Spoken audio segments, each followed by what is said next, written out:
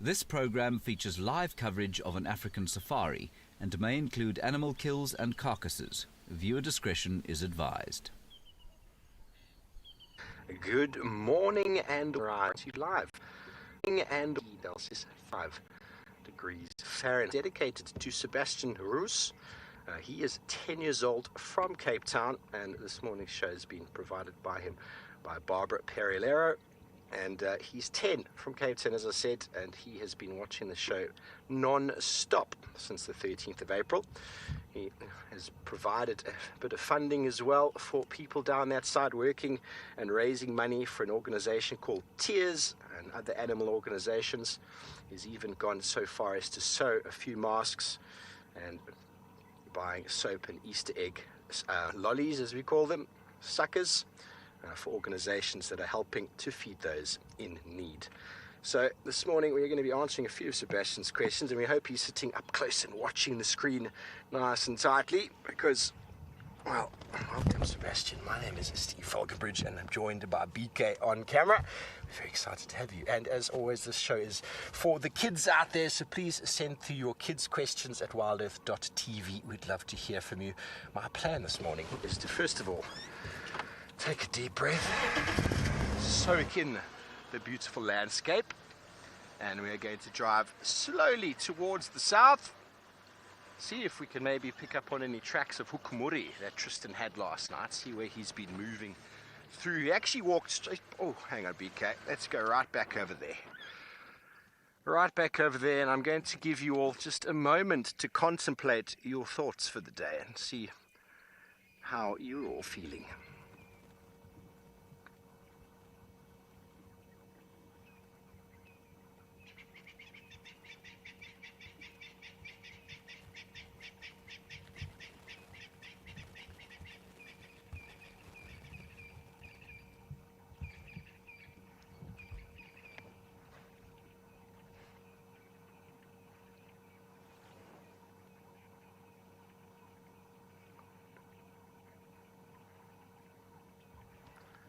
Lisa, you say it's so pretty. This is indeed, it is the dawn. It happens every single day around the world, and not that many people actually spend time just embracing what is a natural phenomenon of life, the rebirth of the day.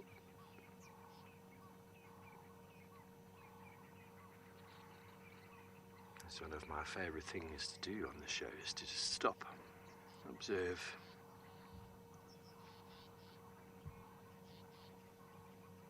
prepare oneself for the day ahead, good intentions.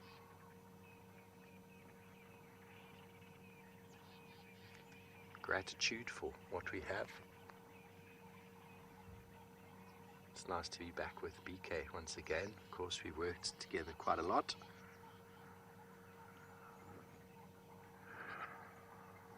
Darlene, it is indeed a start to a week and a start to a month.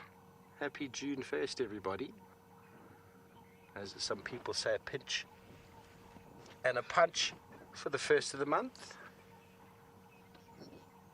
Well, from us and our sunrise, we're going to send you over to an area very close to Hoedspruit, Pridelands, and with someone that you've all met before.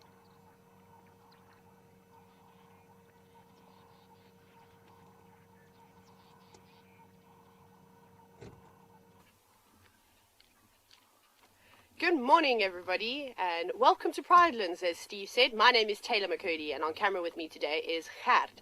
And, well, we're sitting in one of the great open areas, and I'm so excited to chat to all the kids that are watching today. Shall we have a look at some of the animals? I'm going to quickly just shuffle down into my seat, so I do apologize for sitting up, but we've got many, many battles happening this morning. Now, just in front of us, there's some impala.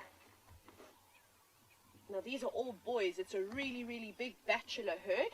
So that's what we call a group of the boys. And there don't seem to be any girls at the moment. But maybe they'll arrive later. Now it's really coming to the end of the rutting season, where they've been making those strange gurgling noises. We don't really hear that much at night time now. but these must be some of the younger males that I don't think mated with very many females this year, but they still think that they're nice and big and tough, and they're going to show one another and lock horns. And there's been about 6 different pairs that have been butting heads as we came out into this open area. That's kind of all I could hear, was the clanking of their horns. Look how he raises his lip like that. They must get a very sore neck, I think, from fighting like this. Can you hear those sounds? You can also hear some oxpeckers in the distance. I want you to listen to how their horns make this really interesting sound.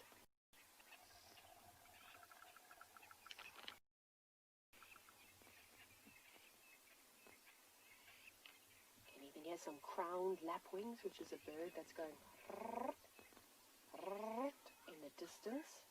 Might be a little jackal or something running around that's disturbing them, looking for their eggs.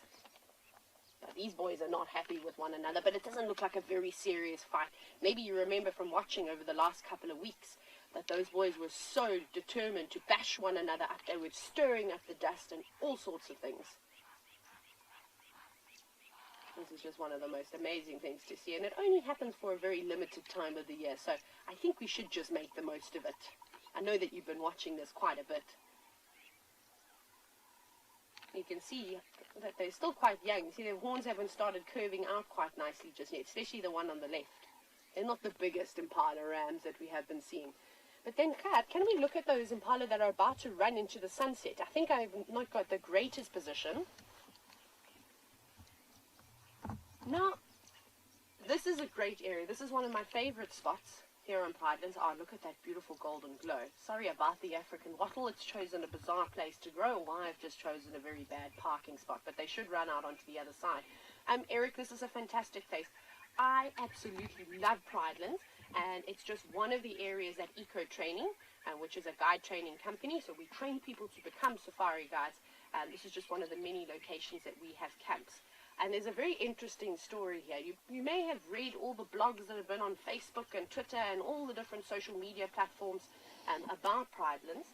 But just a couple of years ago, they dropped the fences. So this used to be a farm. So it was completely fenced off. And then they dropped the fences, and now it is open to the Kruger National Park. So it's an ecosystem very much like Ngala and Djuma. Look, there they go. Oh, they're chasing one another around again. Those are always awesome sounds to hear. There they go. Tails cocked and bounding about in the morning light. So the other day, I have to tell you, we were driving about and we've seen wild dogs darting in front of the road, lions, lots of lions, leopards, all kinds of animals come around here. So we never know what we're going to expect to see. But this is great hunting area. And the reason why I decided to come and position myself here is because there's 3 lionesses that like to live in the drainage line. Just behind where those impala are, where those big sort of tree start, there's a lovely little sort of depression where not much water really grows there. Water doesn't grow, not grow.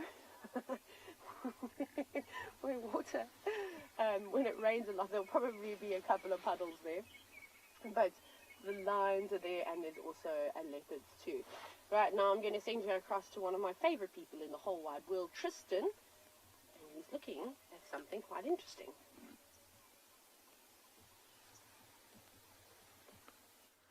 We do indeed, and it's so exciting to have Taylor back on drive. It's been so long since the two of us on a drive together. We obviously are good friends and spend a lot of time together in real life, but nice to have her back on the vehicles. Always have such a good time with her when she's on the cars. So super excited.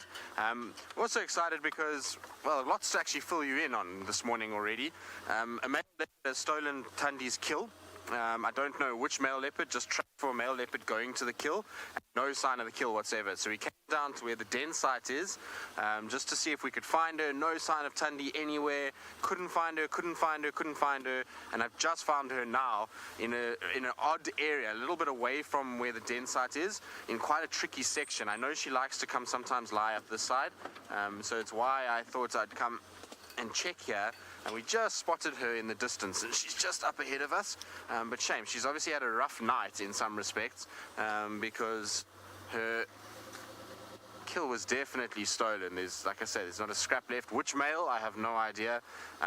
Looks like a fairly sizable track, so maybe Mulawati, I don't know, but yeah, she's just in front over here, so I'm just going to try and get into a position where I can actually see her. There we go. Hopefully she'll stop there. Sorry, Alex.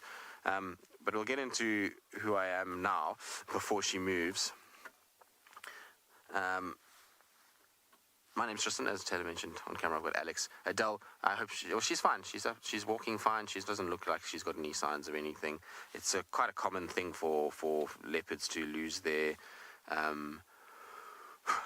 kills to males. It's a common thing to see when it comes to these guys. Male leopards, just being bigger and stronger, often are able to outmuscle the girls and take their kills, so it's not an unusual thing to hear about or see, but I'm glad we actually managed to catch up with her. I was a bit worried because I didn't find any tracks indicating she was coming here. She didn't walk like she walked yesterday, and I wonder if it's because the male leopard stole from her. She just thought she'd try and use a bit more of an evasive tactic and kind of go through thickets and things like that in order to find her. Like I say, she's quite far from the den now. She's not close.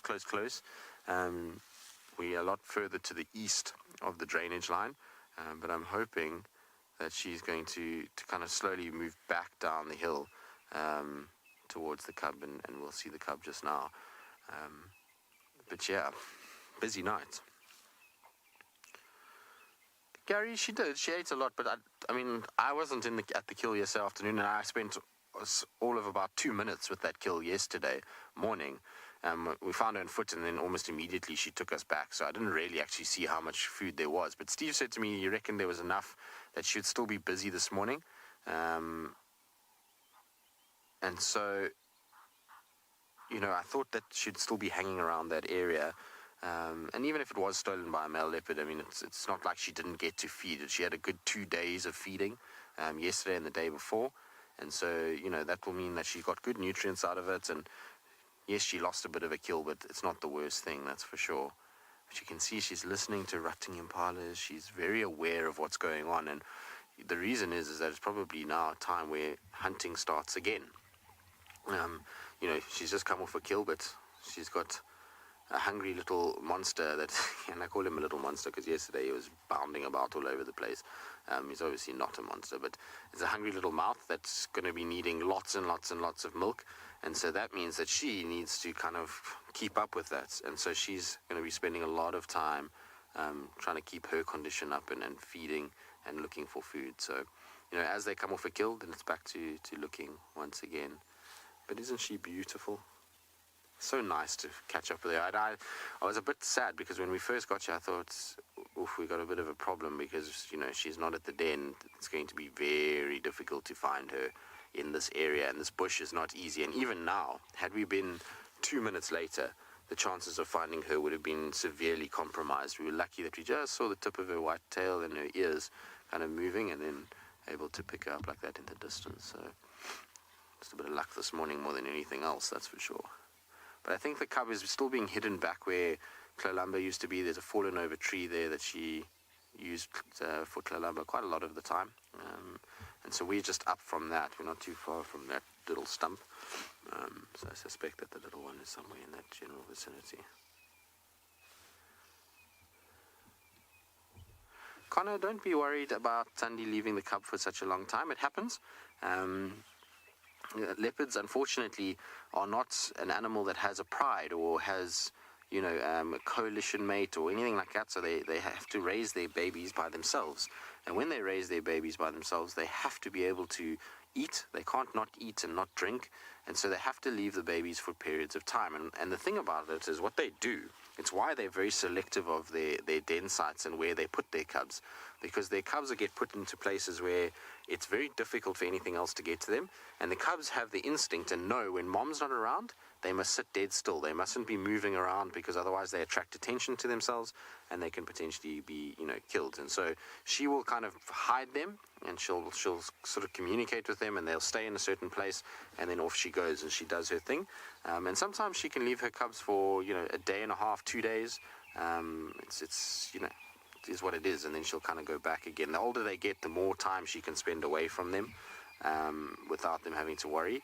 And now this particular cub, we saw yesterday morning early that it was already starting to try and climb and get up into trees. And once that happens, then she can afford to leave them, because they've got the ability to get into branches that no lion or male leopard will ever be able to get into if they're quick enough. And so, her worry for her ability to look after them, she doesn't have to spend as much time the older that they get. But it's really fascinating to kind of watch the whole process at the moment. I mean, there's obviously a lot going on for Tandi. She's gone into Torchwood. She's been spending the majority of her time on Torchwood with these cubs. It seems as though that's where she wanted to go. Now, all of a sudden, she's back on Djuma, right in the center of Djuma. And that central area is always typically been where she is been comfortable with cubs. Until such time, well, especially with Kalamba, she was comfortable with it until Hukumuri arrived. But there must have been something that happened to, obviously we know there's a cub missing, the female cub. So whatever happened to that cub has maybe unsettled her enough to then pick up the male cub and come all the way back to where she traditionally knew was a safe area for Kalamba. And especially if Mulawati is the male that she mated with, then, she's got a much easier, that's for sure. So she'll come into this area and stay. But it's going to be interesting to see who this male leopard is. I suspect it must have been Mulawati up on quarantine with that kill, but it could have been Tingana. I don't think it was Hukumuri, because we didn't see any tracks coming from the west. Those tracks come from the east. So my guess is Mulawati, but possibly Tingana, that went there and took it there. The tracks go pretty much right to the tree. So, when you see that, then straight away that kill would have been taken. And I'm not surprised. It was very close to a big road. Anisha, who's 6 years old.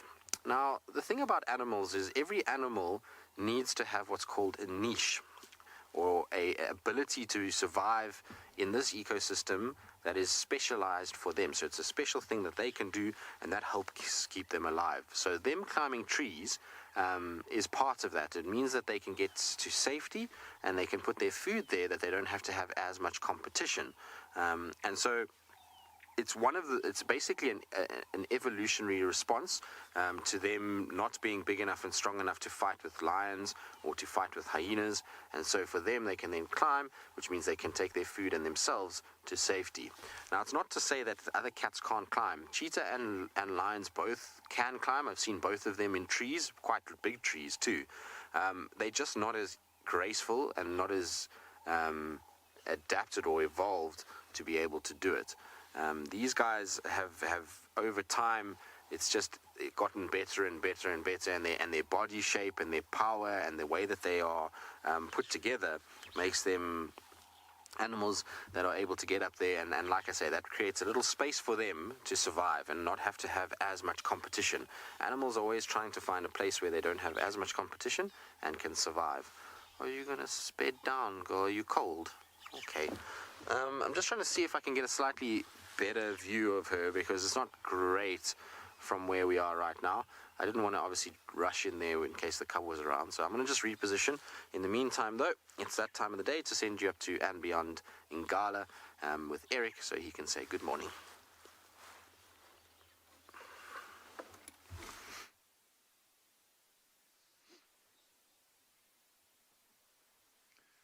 Good morning, everybody, and a very, very warm welcome to andBeyond in Ngala. My name is Eric, and behind camera, as always, is my Owen. I was just about to say Marcel again. But we just thought we would take it nice and slow this morning. We had a beautiful sunrise shot of that dead marula, or the marula that's lost its leaves, and it's given us the opportunity to listen out for any alarm calls that might be going on at this part of the reserve.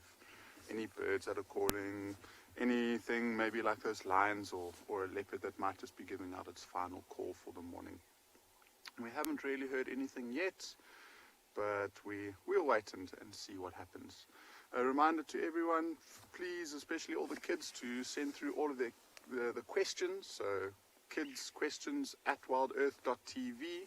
Remember, for the first 45 minutes, so the next half an hour or so, it will be dedicated to answering the kids' questions.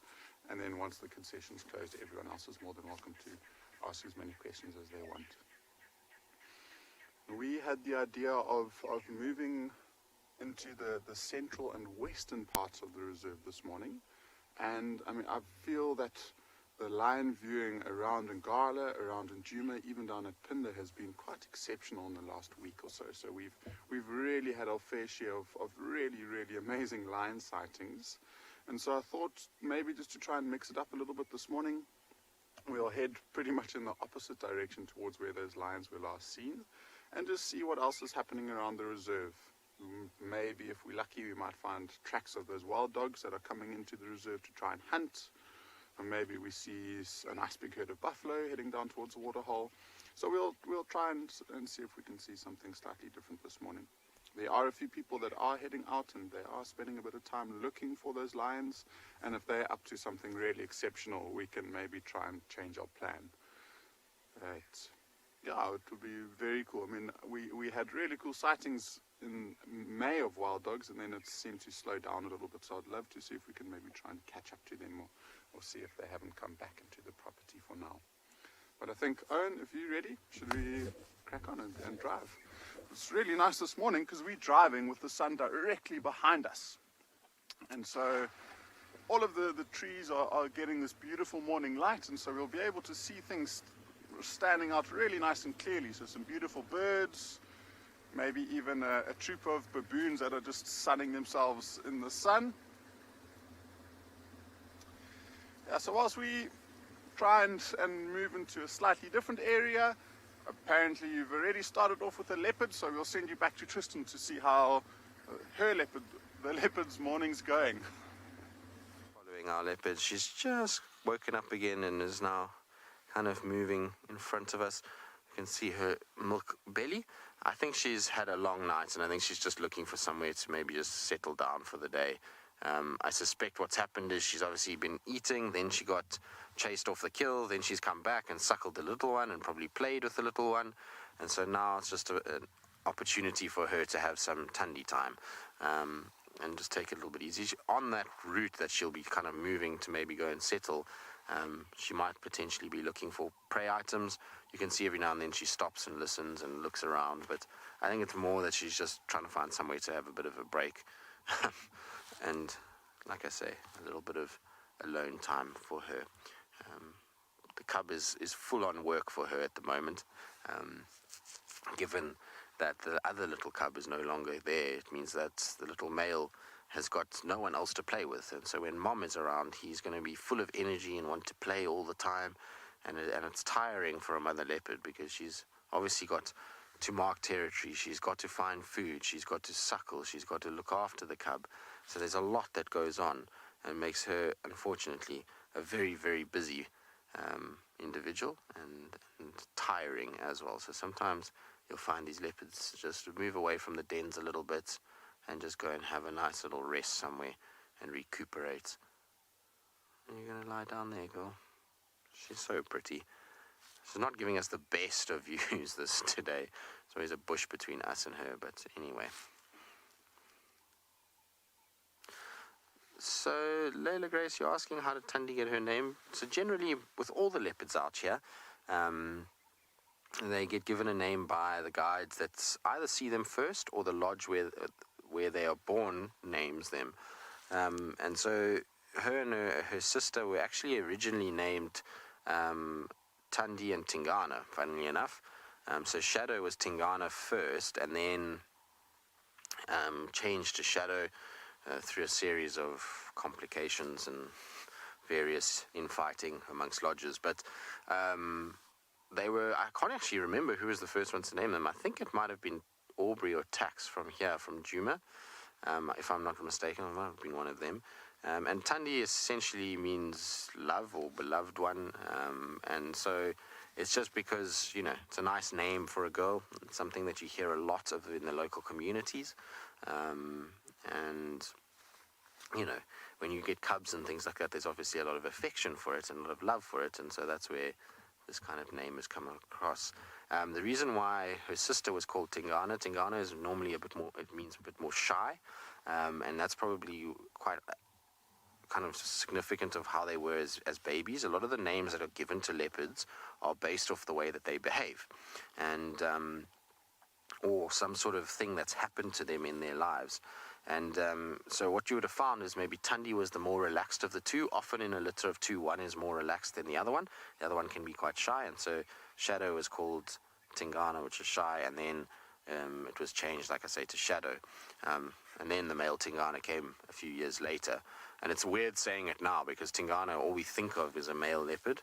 But, you know, at one point, Shadow's name was Tingana. So, like I said, that was a bit of a change, but it's so weird saying it now because it's really, every time I say Tingana, all I think is a male. I don't think of a female at all. So it's amazing how that name kind of attaches to a gender. But it is rather complicated. But that's how she would have gotten her name, is from that way. And it was probably due to the rangers kind of having some sort of affection for her. It was a little bit before my time. You know, Tandi's been around longer than I've been in the sands. So I'm not 100% sure why she was named that, but I suspect that's the reason why she was given that name. And it's a very common name to see a lot of leopards get called that, particularly the females.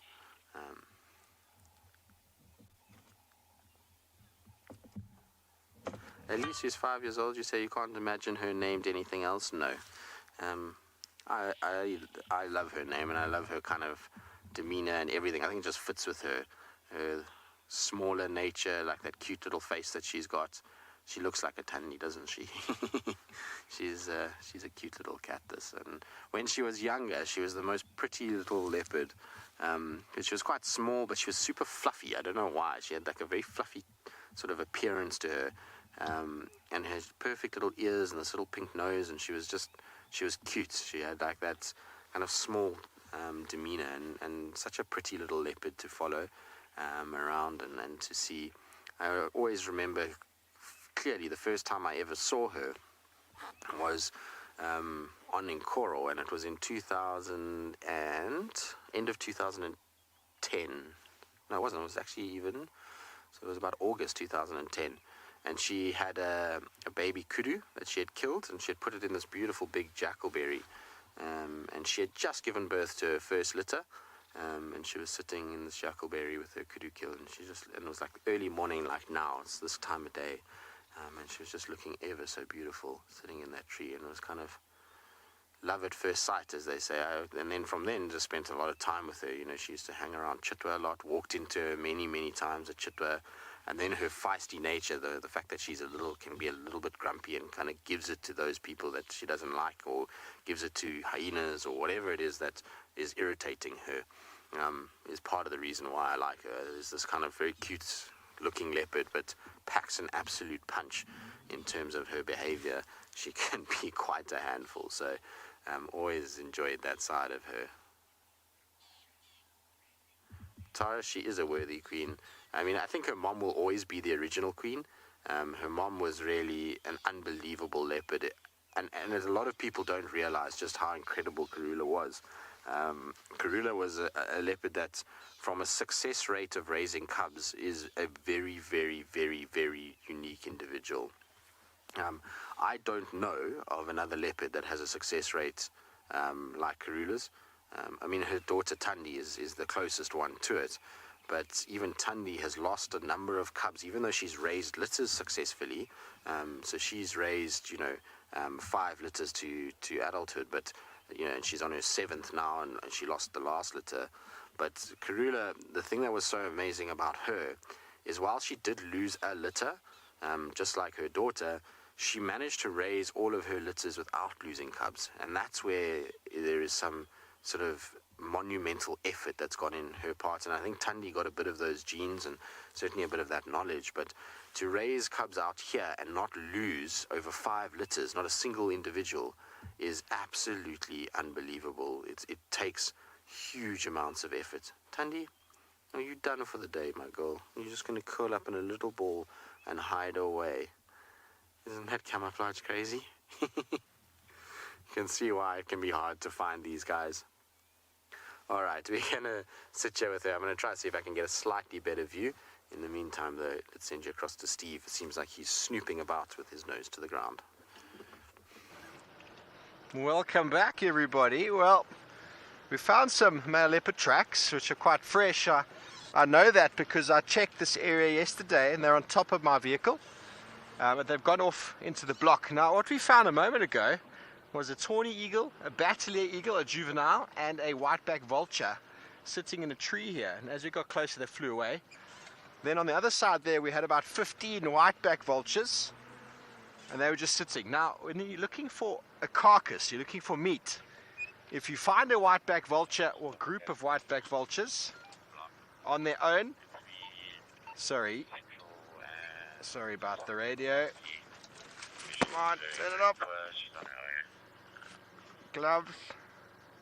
If you find a whiteback vulture or group of them on their own, or as a group, you can't guarantee that that's going to provide you with a carcass, because they're very bad flyers. They spend the morning or the whole day sitting in a tree. They often will bathe and then dry themselves in a tree, so it's not a reliable indication of any meat on the ground. But if you find a hooded vulture with them, very, very good chance where the hooded vulture is right underneath, you'll find meat.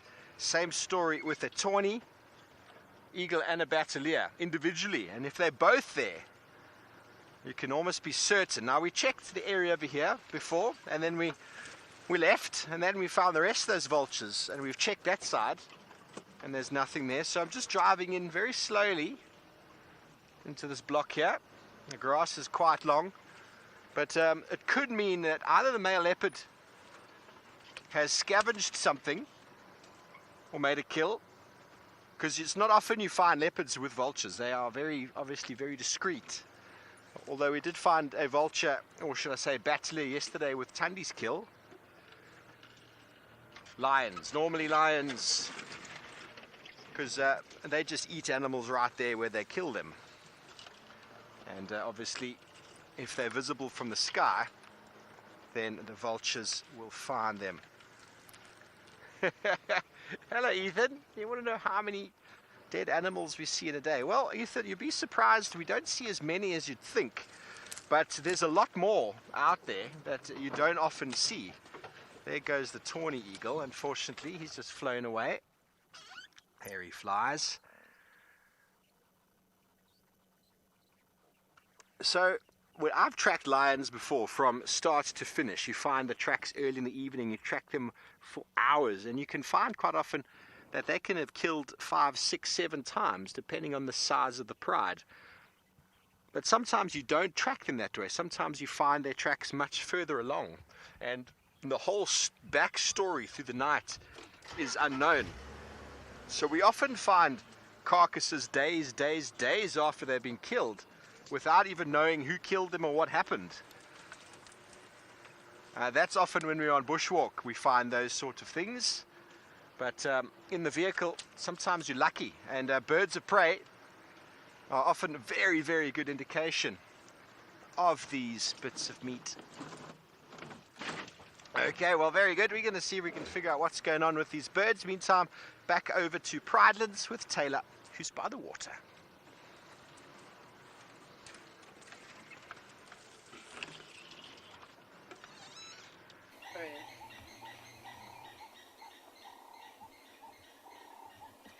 Right, so we are sitting at a dam. Obviously, as you can see, we're looking at a dead tree with lots of sticks in them. So if you haven't seen these sticks before, these are actually a nest. And this is a nest made by buffalo weavers. Although they don't seem to be, well, they don't seem to be out of their nest right now, but they might still be just hiding in there because it's been very, very chilly. And that must be a very cold winter home. Great in summer because you've got a nice view, hey, nice big swimming pool. Not that they really like to swim very much. But there's not much activity at this dam. But later on, I can see lots and lots of elephant dung on the edges of the dam, so I know that the elephants were swimming around here yesterday. bird that I'd like to be able to show you at some point, and I did see it fly off as we drove on the northern side of the dam. So that's the dam that or the area that we're kind of looking towards, is a bird called a Burchell's cuckoo. We don't get to see them very often, so we'll try and get one for you. Now, yes, the water does look like glass. Is a great reflection. There's very, very little wind today. It's been very windy over the last few days, and it's quite nice to see the big leadwood trees. So that's what you're looking at now. All the big trees that line this dam, most of them are leadwoods, and there are lots of different birds and things that'll be up in the... Maybe is there any birds sitting up on the top of the tree trying to get nice and warm? I can't see anything. There were some blacksmith lapwings here. They don't like to perch at the tops of the trees, but I'm surprised that there's no go-away birds or crested barbets or Cape glossy and greater blue-eared starlings sitting up there. They all seem to have given us the slip this morning, but we're going to carry on looking. Now, I did have a report. Oh, there's a dove that's about to fly across. There we go. I just saw a very quick dove. Now you can hear the blacksmith lapwings coming back. So what I was going to tell you is that there have been some reports of alarm calls down where we've just actually come from, but a little bit further to the east. So we will go back in that direction and check it out. But there's the blacksmith lapwing. There must have been a feud going on, because there were 4 of them that flew overhead and behind us. And this is obviously the resident pair, and they've come back to claim their turf. We've been watching lots of fighting today. You can hear it. Just sort of standing there. Maybe it's admiring itself in the morning, checking that its feathers are all in place. Andy, who is 4 years old, I'm very impressed that you, at your age, have been watching horror movies, because you've said this looks like a start of a horror movie. I don't know if you should be watching horror movies. I don't like to watch them at all. I still get nightmares, so I just flat out refuse to watch anything remotely scary, otherwise I end up sleeping with my light on. Yes, even at my age, I still do that, so I just like to watch happy things. So I think you're very, very brave. Although I say this, and when I was little, I used to watch horror movies with my dad. It was my favorite thing to do. So you're much braver than I am, Andy. This is also a really good spot for buffalo. And I haven't seen any buffalo. We did do, like I said, a big loop around, and there's normally some Duggar boys. There's about 2 of them, grumpy old fellas, that come and visit this spot. But not just yet, but it's colder now, so I don't think the animals are wanting to come down and put their lips into the freezing cold water. They're sort of waiting a little bit later. And I think that that's kind of what's going to happen today, is that maybe give it an hour or 2, and all the animals will flock to the water's edge.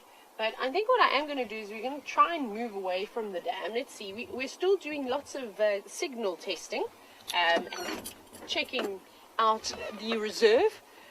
So that's what we're doing at the moment. And so we're going to head back to the east. It's going to be really nice. Go bask in the sun and warm. It's quite cold today. Off we go to Tristan, who's probably doing the same thing. But he's, of course, got Tandi to watch. We are, and I think Tandi too. She's also she's decided enough. I'm just going to lie here. I'm going to curl up into a nice little ball, and I'm going to stay nice and warm. And she's got her head down, and she's kind of got her bottom curled round, and her tail's tucked in. You can always tell when a leopard's cold is when their tail is right up against their body. That's when they're feeling a little bit on the cold side. And so she's gotten herself into a nice little spot where she can have a really good nap and just take it easy for a little bit. We've at least got a better view of her now than what we did just now. But I don't know if she's going to move too much this morning. And the sun will eventually get a little bit higher and start hitting her. And then from there, you know, she could decide to get up and go. And I'm hoping that if she does get up, that she goes back down towards where her cub is. It's a long shot. I don't think we're going to see her going to the cub this morning, but it's possible if she gets hot enough and she feels like that's where the best shade is, and she feels like she should be motherly and go back that way. But like I say, I suspect that she's just going to have a good nap. I think she's had a long couple days. I mean, since we've seen her, she's covered huge amounts of ground. Since she chased the ground hornbills, she's made a kill. She's moved her cub. She's obviously had an interaction with the male leopard, and has had to look after the cub as well as, vehicles finding her and things like that. So it's been a busy few days in the life of Tandi, and that's why I think she's just decided it's Monday morning. I'm not dealing with it. I'm going to just sit and have a good nap, and I'm sure lots of mothers out there at the moment can sympathize with Tandi's want for a bit of a break and alone time, and just to curl up into a ball and have a bit of a sleep in and take it easy. So we'll be patient with her, and we'll just spend time with her and wait. Kitaru's 3 years old. Is a leopard's coat as soft as a cat's coat? Not really. It's not a hard coat. It's still quite soft, but not as soft as cats. And the reason why is that cats don't live a life like a leopard lives. A leopard's life is outside all the time, so the coat has constantly got a bit of dust on it, or dirt, or things like that. These leopards are never washed. They're never brushed by their owners, or anything like that. And so, the cats that you see in a domestic environment are really well cared for. They get all kinds of different shots. They get ticks taken off them. They get anti-flea. They get all these things that will make their fur go softer and much more shiny. And you'll find that with wild animals, they don't have that same ability to have all of those things. So their fur is a little bit harder than a cat's fur. On the back particularly, the tummy fur is still very, very soft like a cat's fur, a domestic cat's fur, but on the back end and on around the head and things like that, that fur is a little bit harder. It feels like, I don't know if you've ever had a cat that's been rolling in dust and you feel what that cat feels like. It's exactly how their fur is. It kind of feels as though there's dust that's on it and that it's a little bit stiff. But I'm sure if you washed them and brushed them, their fur would be just as soft, as well as the food that they eat. I mean, they eat, domestic cats get all kinds of vitamin and minerals in the foods that they get given that our cats out here, the wild ones, don't necessarily get. Life out here is a bit different. They've got to make do with just the meat that they catch. And if those animals that they're eating at the time are not as healthy or as nutrient rich, well, then their coat takes a little bit of a decline as well. So, it's a rough life out here, and so their coats are never quite as soft as what you would see in a domestic cat. But they have the most beautiful coats, don't they, with all those little rosettes and spots and colors, really pretty. Something about a leopard's coat that is just phenomenally mesmerizing to look at. You kind of just get lost looking at their coats. All right, we're going to sit with Tandi. Like I say, we're going to be patient with her today. We're just going to sit and hang out and rest and see what she does. In the meantime, though, let's send you back across to Eric, who's got something that is far busier than what Tandi is this morning.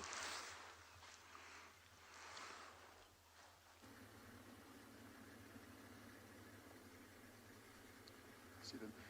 We've just seen some jackals who were standing perfectly and framed themselves wonderfully, and then until we went live, and now they're trotting off into the distance. But they're at least in the sunlight there. Let me try and move forward and see if we can maybe look back behind them. But I guess they've just finished off their day, or their night at least, foraging. Yeah, there we go. Here's a gap. We should see. There we go. See, they look pretty much exactly the same size. So it's more than likely a pair, so a male and a female. And they could be trotting off towards a den site where they might have young pups. So, I mean, they are probably about half the size of a wild dog, but, I mean, they tend to be exactly opposite in their behavior. They're much more nocturnal than a wild dog. Wild dogs are active only throughout the day, whereas these jackals tend to be much more nocturnal. See if we can get one last view of them before they trot off again.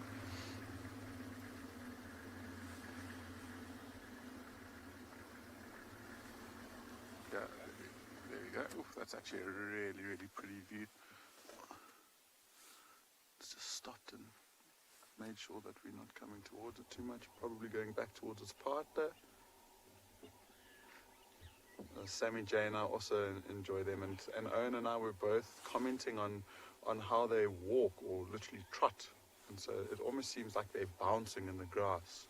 I don't know if you can still see that one. It looks like it's marking its territory, so it looked like it might have just sprayed some urine there. And then there's that classic bobbing motion as it's moving through the grass. Just heard a very upset spur fowl that flew up into the tree, so I'm sure the other one's not too far behind. We move forward one more time. I'm glad we got to see them quite nicely in the end. Let's see, this might be our last view in the clearings before they disappear. There goes the second one. There you go. Sure. I heard what sounded like a rasp of a leopard calling, but it was actually a bird, I think a vulture, just calling to the left of us.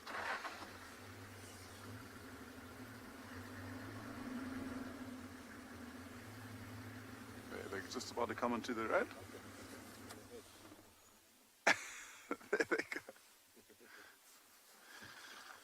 Okay, so those jackals got one last look at us and they bolted, so I doubt we'll see them again. So whilst we continue our morning in search of any tracks or signs of wild dogs, we'll send you slightly further north into the country, up to Tswalu, to see how Dylan's doing this morning.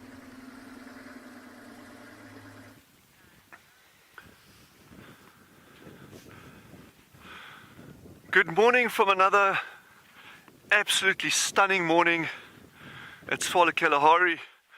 My name's Dylan, and my right-hand man, Jandre, on camera work there.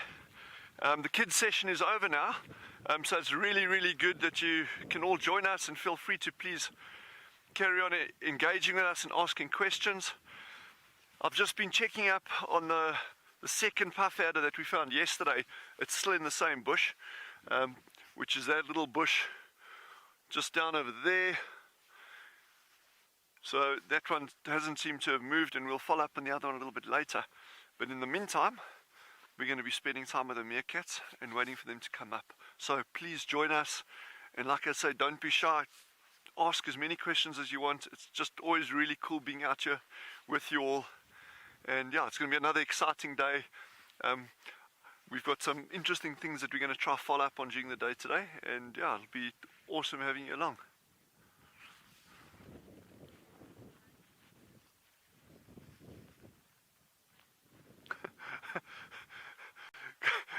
Thanks, buddy. I'm being called the meerkat master now.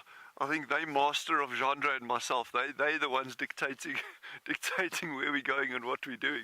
So yeah, that's actually a nice overview of the whole burrow system. So the ones that we got in frame here, these are the ones that they actually, where the pups are at the moment. We haven't seen these pups. They are still only a week old. But you can see the large extent of the whole burrow system over here. But we're going to just wait a little while and until they come up. Sun's not up yet. So in the meantime, I think head over to Tandi and see what they got on that side. You can see me with Tandi, and she's just stood up now. Shame, she's being shouted at by rattling testiculars so much that she's woken up, and she actually made a little bit of a call now. So I don't know if her cub is somewhere close that she was just calling it. I'm not sure. She didn't really make a huge determined effort to call her cub, but she's, I think, irritable with these testiculars shouting at her. You can see, look, her tail's up in the air. It's to tell them, stop shouting at me. I'm not doing anything to you. Leave me alone. I was trying to have a morning rest, and you've come along and made me wake up. I suspect now we're going to be taken on a journey by Tandi, because we're going to go away from the den, not towards it. So I don't think any cubby in our future, but that's okay. It'll be interesting just to follow her around, see what she wants to get up to this morning.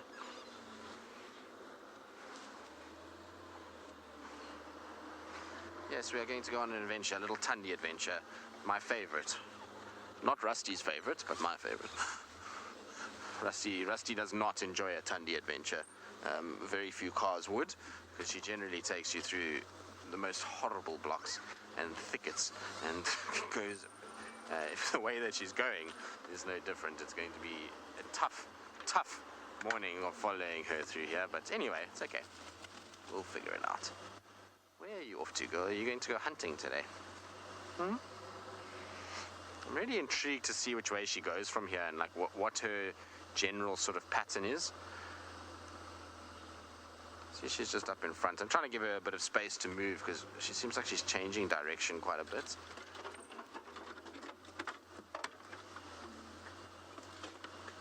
Exactly, Amber. Tandi just basically is like, RIP Rusty steering rod, here we go. I'm going to get rid of you. Alright, well, this is going to make a lot more noise than I would want it to. What a beautiful morning it is, though. It's a little bit chillier than it was yesterday morning because there's no cloud cover, but it is beautiful. The lights this morning, crisp, clear winter morning. It's perfect conditions to be following a leopard around, that's for sure.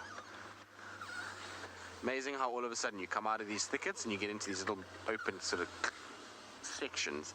But it doesn't long in this area. It gets thick again now. You are pretty in this light when she's just kind of side-lit by the sun. It's incredibly beautiful. I'm going to try and park us here and see if we get her coming around this bush. Oh, she's just walked in the wrong shady part. I was hoping she was going to walk in that nice little light part. Isn't that beautiful though? It's that typical winter scene, that yellow grass with that sun rising. Absolutely beautiful. I think she's going on a little territorial hunting kind of patrol. Don't think that she's going to rest now. I think she's going to be busy now, I think she had her little power nap. She took a little 5 minutes and now she's like, I'm out of here. We're going to go and do things. It's Monday morning after all, so business is the order of the day. All right. Now, I'm going to try and follow her through this next little piece that's going to be a little bit tough. And so while I negotiate this area, I am sending you somewhere, but I've now forgotten, which is just the way it happens. So whoever it may be, I'm sure you'll have fun with them. Tristan, well, I took my gloves off for a moment because it got a bit warm, and then you go down in the valley and fresh again. So we followed up on those vultures and the birds of prey, and unfortunately we didn't find anything. Definitely male leopard tracks going into the area, but nothing seems to be coming out on the other side. Now, a lot of you might be asking, but how do you know if the birds of prey are indicating food or not? Well, first of all, if you find vultures in a tree, if they have been eating their crop, which is the pouch underneath the neck, it's where birds store the food before it goes into the digestive system. The crop will actually be distended if they've been feeding. So if you find a group of whiteback vultures, or any vultures for that matter, sitting up in a tree and this pouch is quite stretched and distended, then it means that they've been eating, and it's possible that they're just sitting in a tree. They were bathing the night before, because after vultures have a feeding session, they get very dirty and they often go and bath. So you often find them in little accumulations near water, and then they're just sitting in a tree to dry.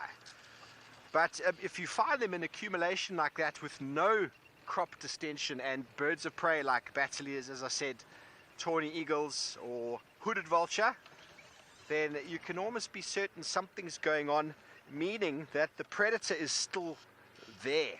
Because if the predator wasn't there, they would be on the ground eating.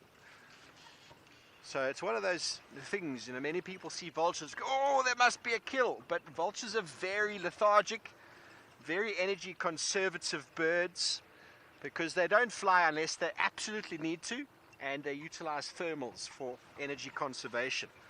Thermals is the rising of the air currents to pick up their bodies into the sky, and they won't generally fly if not needed. They might fly a distance if they see other vultures descending, but other than that they'll just sit where they are, and that can go for days if the temperatures are cool.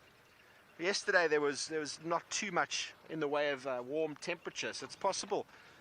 I didn't see them there yesterday though, but it is possible that they were there. I might have missed them.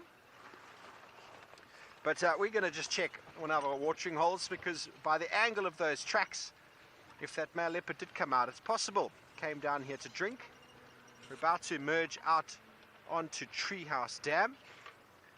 See if we can find any tracks of a male leopard that came through. But while we scratch around here, let's send you over to andBeyond and Ngala with Eric, who's found himself a giraffe.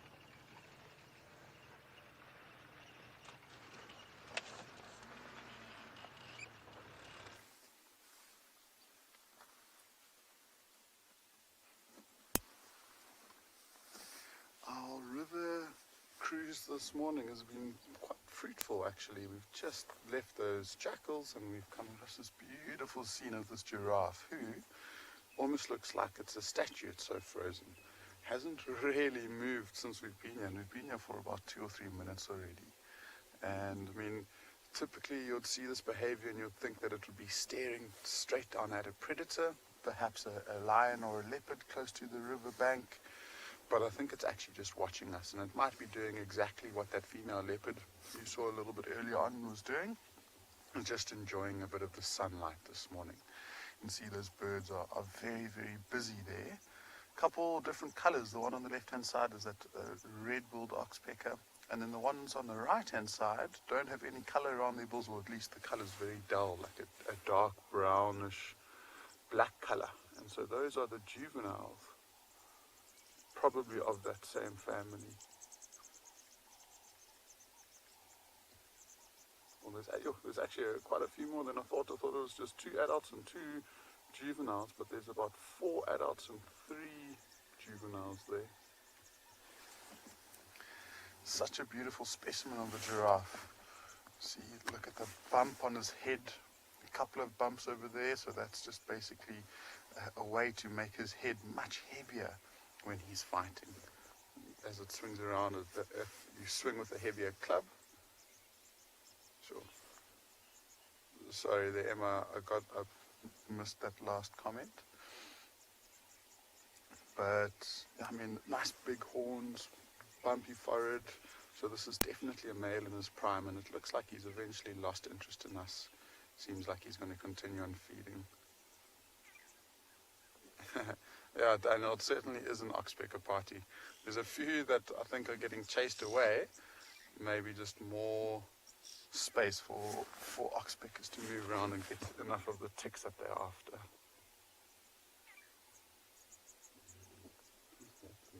Yeah, there's a very, very big scar on his back, which seems very old. I have seen it on giraffe before. It's some sort of parasite that makes its way up onto the skin, and then as it breaks the surface of the skin, these oxpeckers keep it open for a lot longer than it might have been open before. And it looks like it's healed. It looks perfect now. See how long that neck is, and look at the thorn tree that it's feeding on. Super long white thorns, and this is when we really get a very good view of how they use their lips to pluck in between the thorns, and occasionally that you might just see that tongue reach out and grip a branch that it might not be able to get to. But they make light work of these trees. He's such a skilled eater, but now he's spent his whole life feeding on trees like this, so he knows exactly what to do.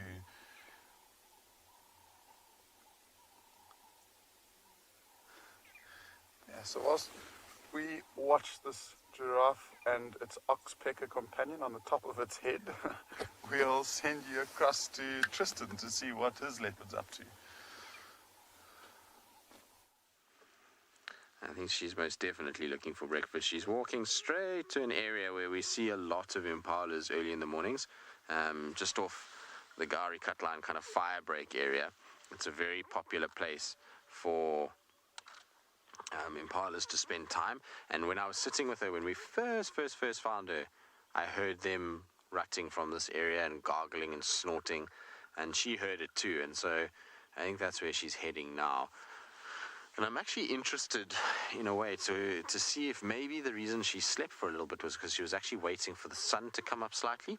The sun coming up a little bit makes it a more bleak angle and difficult for maybe the prey animals to actually see if she walks with the sun at her back. So if the animals are looking towards her, the sun's in their eyes and they can't see nearly as well. So maybe that's why she's done it. The other side of it is maybe she knows hyenas are more active first thing, and so if she just waits a little bit until it gets a little bit brighter, then hunting and the chances of her keeping her kill is probably a lot less. But isn't it beautiful? She's just lying in the one little patch of sun on the road. What are you watching down there? I can't see anything myself, but there's impalas who are not far from here, that's for sure. They're definitely in this area when they were calling earlier.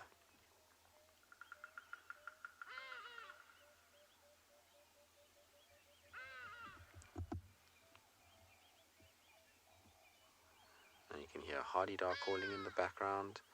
You might be hearing a couple other birds as well. Just a beautiful, beautiful scene of her just sitting. And it's a crazy thing just to kind of be sitting on a road with a leopard, you know. It's so many people in so many different reserves. This is unfathomable for them. They can't, you know, leopards just don't do this in a lot of reserves. They don't see leopards just sitting like this with them. Generally, a leopard's trying to get away from them more than anything else. Miss Christie, you say that you think that I was a leopard in another life. Well, I'm not so sure about that. I mean, I would think I would have liked to have been, because it would have been a lot easier maybe to have found them if I could understand them a little bit better. You know, there's still a lot that we don't get right when it comes to these guys. I mean, you know, as much as we do find them, we also have many, many, many, many, many days where we don't find anything.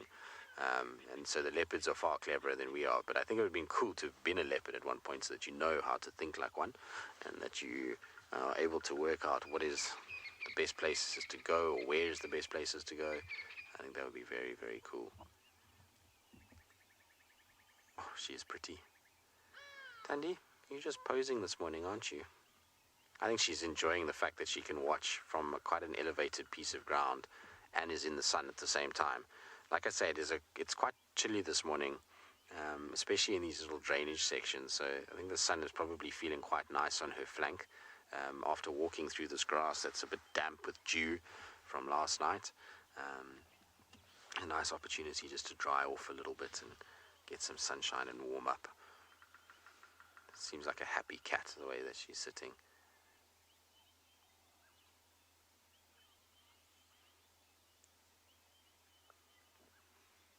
Patty, morning meditation, exactly.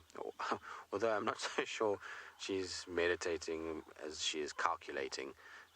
It's almost like her morning calculations as to how she's going to ruin an impala's day today, or a duiker. These areas that she's in now can be either of those.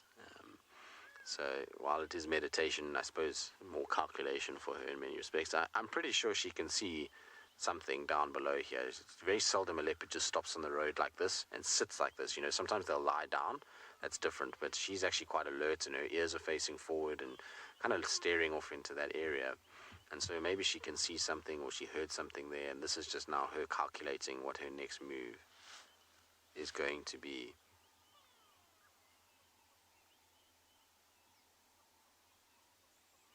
But like I say, it's an incredible thing just to be able to sit with her and just kind of be in a moment where she's not doing anything, we're not doing anything, and just this sort of peaceful scene. It's not a common thing with Tandi to sit like this on a road. She generally is not a cat that likes the roads too much, other than to walk. She doesn't just sit on roads. You very seldom find her lying down, resting on a road. It's not like Tingana or even Kalamba prefers a road more than her mom, but moments like this with Tandi are few and far between. They generally are busy moments with her, and it's such a contrast to how difficult it can be to find her. I mean, you think now if you're just driving down the road, there's this cat sitting in the middle of the road, super easy, but you know, we know with Tandi that she's difficult to find at the best of times, and she can be a handful when it comes to being able to spot her. So a moment like this is very much cherished with her. I'm quite glad too, because driving around in this cold means that you get a lot more wind chill. So sitting and having some sunshine is really quite pleasant. Although we've got no sunshine, Tandi has taken the sunshine for herself, which is fair enough, I guess.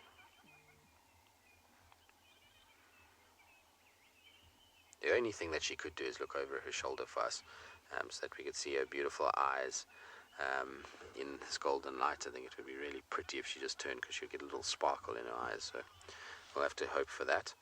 Come on, girl, turn your head a little bit more. She won't, though. She's focused kind of forward, and we're not making enough noise for her to do that. Are you going to sit down on the road? It almost looks like she's kind of stooping down a little bit.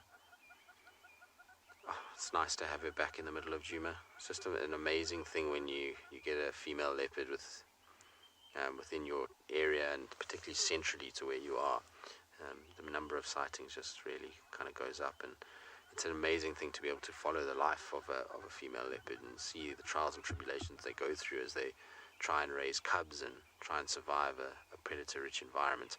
Now, of course, you guys who have been along for the ride will know that it's an epic journey to follow leopards, and for those of you that are fairly newer, it's going to be a really nice opportunity to watch, particularly with the fact that she's got this little male. Hopefully he's raised to an adult, and you'll really kind of get, oh, look at that. Thank you, my girl. That's all I wanted. You're a treat. And now a big stretch for us. Oh, and a yawn. You're just being a show pony today. It's unlike you. What's gotten into you? I'm not used to this behavior from you, but she's being an absolute treat this morning. But as I was saying, it's going to be a really nice opportunity for all of you to witness how it works for a leopard to raise a cub. And of course, for us to be able to show you all of that, we are going to need your guys' support. So just follow the link below if you would like to support us and you want to see how everything plays out over the course of the next few months and years, because that little cub still got about 2 years to go before it will be in the clear. And so it's got to be a long time for Tandi. And I think possibly if she's successful with this little male, could potentially be the last litter that she has, which is very sad in a way, but also would be amazing because we want her to raise the cubs to adulthood. Okay, I'm going to keep up with her. Where we're going now is less than friendly again, so we're going to try and just stay with her as we go through this area. But that was absolutely delightful. Thank you, Tandi. You were very, very, very kind to us there. All right, we've been enjoying a little bit of sunshine, staying nice and warm, not have too much, but it sounds like Kalahari is like us and is sitting in the sun and enjoying the warmth.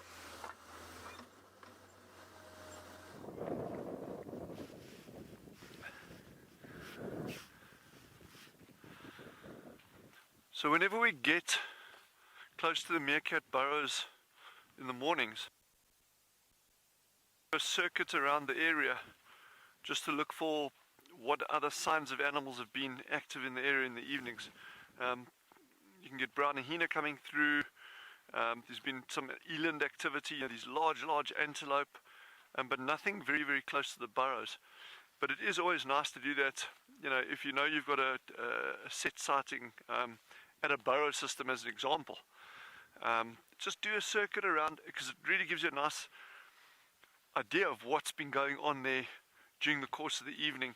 And you never know what potential threats may face these little meerkats when they come out the burrows. They should be coming out very, very, very soon. So we're just going to sit down here quietly and then wait for them and see what happens here.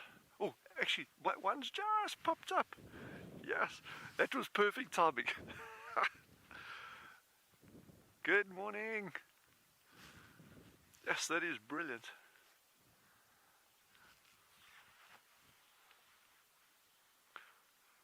And a third one to the left of those two now. There's a third one that's just popped it. Oh, okay, it's just gone back down again. Our timing was almost spot on there. There's a bit more of a breeze blowing this morning than yesterday, so it's marginally cooler, but not by much. You can actually see the way this one is still hunched over with all its hair sticking on end. And you can see by the shadows the sun hasn't quite reached the burrows themselves yet. We've got some trees behind us obscuring it. So the ones are coming to have a look at Genre and see if he's got all his camera settings correct. Genre really battles early in the mornings like this, so.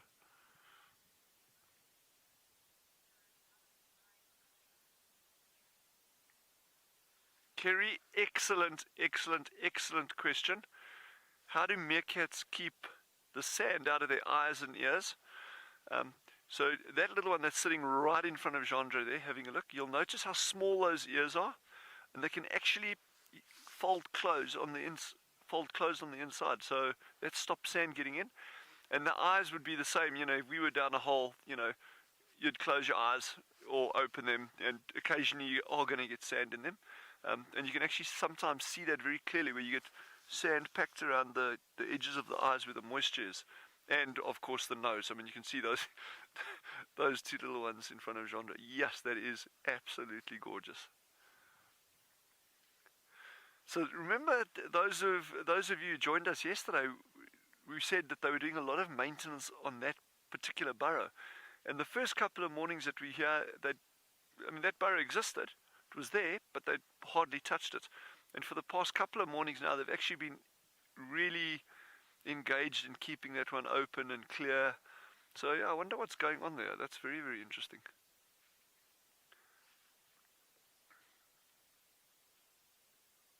Yes, that is brilliant.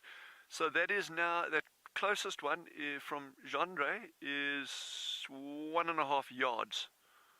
That's how close they walked up to us. With such detail, you can see how dark those eyes are, how small the ears are.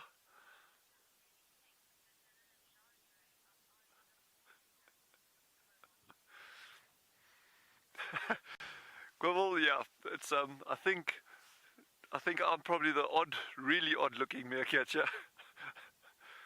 I see they're quite impressed with Genre there. They say, yeah, no, they've checked his camera and it seems to be functioning okay. They're just making sure that they get their best, he gets their best angle. Yes, that is gorgeous, eh? I wonder if they can even see their reflection in the camera occasionally. That would be very interesting, eh? I mean, their eyesight is exceptionally good. So, but you see how lovely and dark it is around the eyes. That skin and the fur around the eyes is very, very dark, and that helps reduce glare on their eyes, which helps their eyesight in these very harsh, bright environments. Yeah, Megan, absolutely, they are adorable little things, cute faces, eh? And look at what we call the vibrissa, or the whiskers. You see how important those whiskers are in terms of like the length. And that's very, very important for a lot of things that go down burrows or into like narrow spaces. If you look at a cat, a domestic cat at home, and those of you who have ever kept rats as pets, those whiskers are so important for going through small gaps, narrow gaps, whether it's to get shelter or look for prey. And these meerkats are the same, eh? They're going down burrows a lot, so those whiskers are super important for them. Yes, this is just awesome to see these.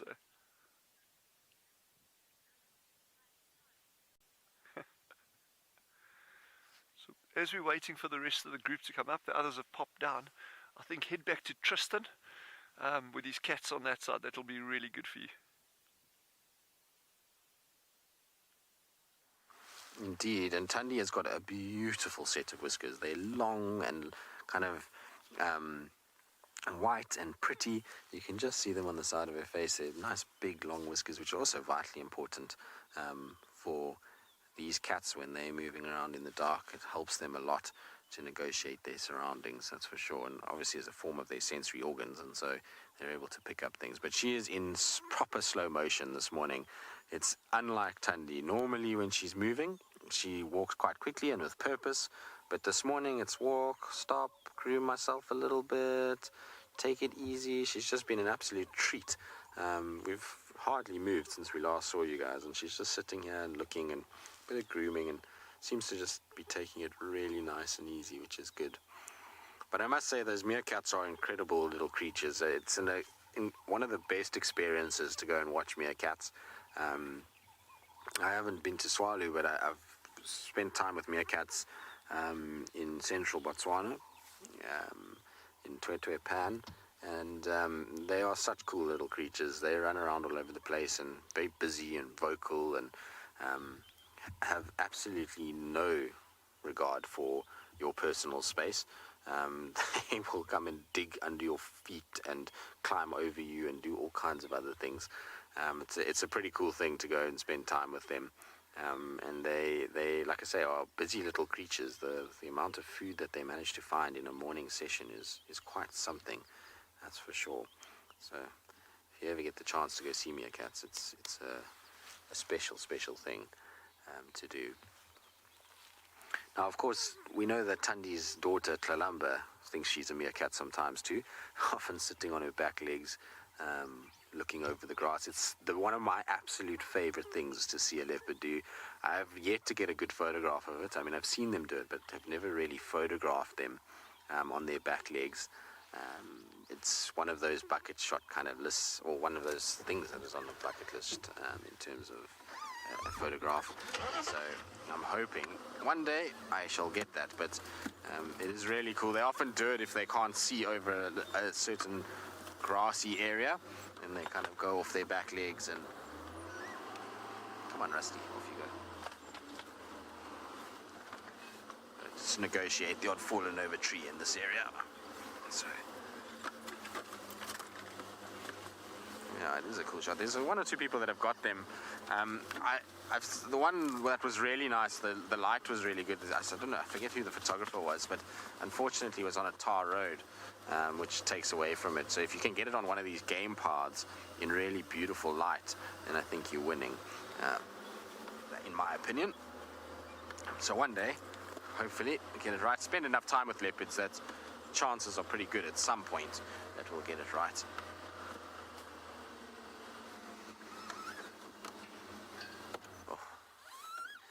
Hello, girl. You're just walking through the most beautiful morning light, aren't you? This is another little area that she likes a lot. I found her on kills here a few times. So, again, a place where she spent a lot of time with Tlalamba.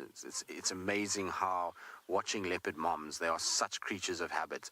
Where they're successful with their cubs is where they'll continually use. And I mean, yesterday was a perfect example. We were following her from that kill and almost immediately knew where she was going. I'm going to just move forward for you, Alex, so we can get a little bit more of her face, because I feel like we've been staring at her bottom most of the day today.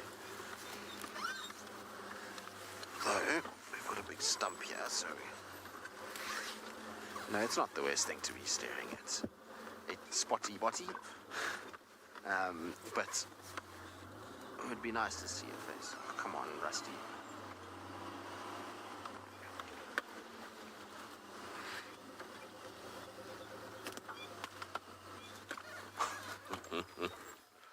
You're just going to be like this the whole morning. As soon as I get round, then you're going to walk. Oh, we're not allowed to see your face today. Do you not want to be seen? Apparently not. Anyway. I think she's just walking slowly, just listening. I think she's trying to work out something or a sign of something. Maybe she's also scouting around for potential places where she can move the cub. But like I was saying just now, it's amazing to watch their routines that they have, and how there's dens that they always use, and there's always places that they like to walk and where they like to hunt. It's a really interesting look into their lives. They're far more, what's the word for it? Far more routine driven than we give them credit for.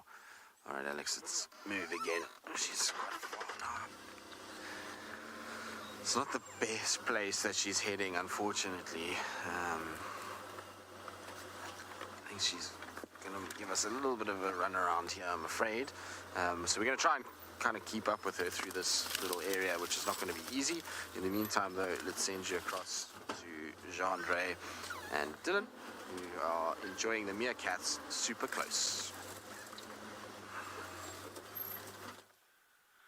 So I just heard Tristan made a really cool comment, really interesting comment about routine with the leopards down there, and a lot of animals have that. Yeah, and you know, if you look at these meerkats, there's a very, very distinct pattern in terms of what they do in the mornings. You know, they get up, and it's normally one that pops up first, and then the others start coming out afterwards. It's stretching.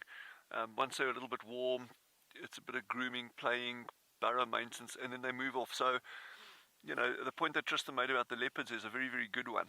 And so many things, if you start watching and observing them over a long time, and that's actually where the value is of spending time with animals, you start picking out those patterns, you know, those routine things that they do. It's not necessarily meaning that they'll do the exact same thing every day, but the pattern of it can be the same. And once you can start figuring that out, then you can have a lot of fun in the outdoors in terms of watching animal behavior and understanding and being able to increase your chances of getting a good sighting. You know, guess this is just absolutely incredible to watch.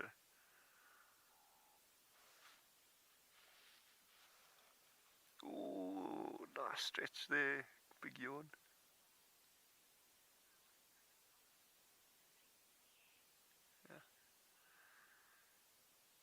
Anushka, again, another good question there. The sense of smell is good.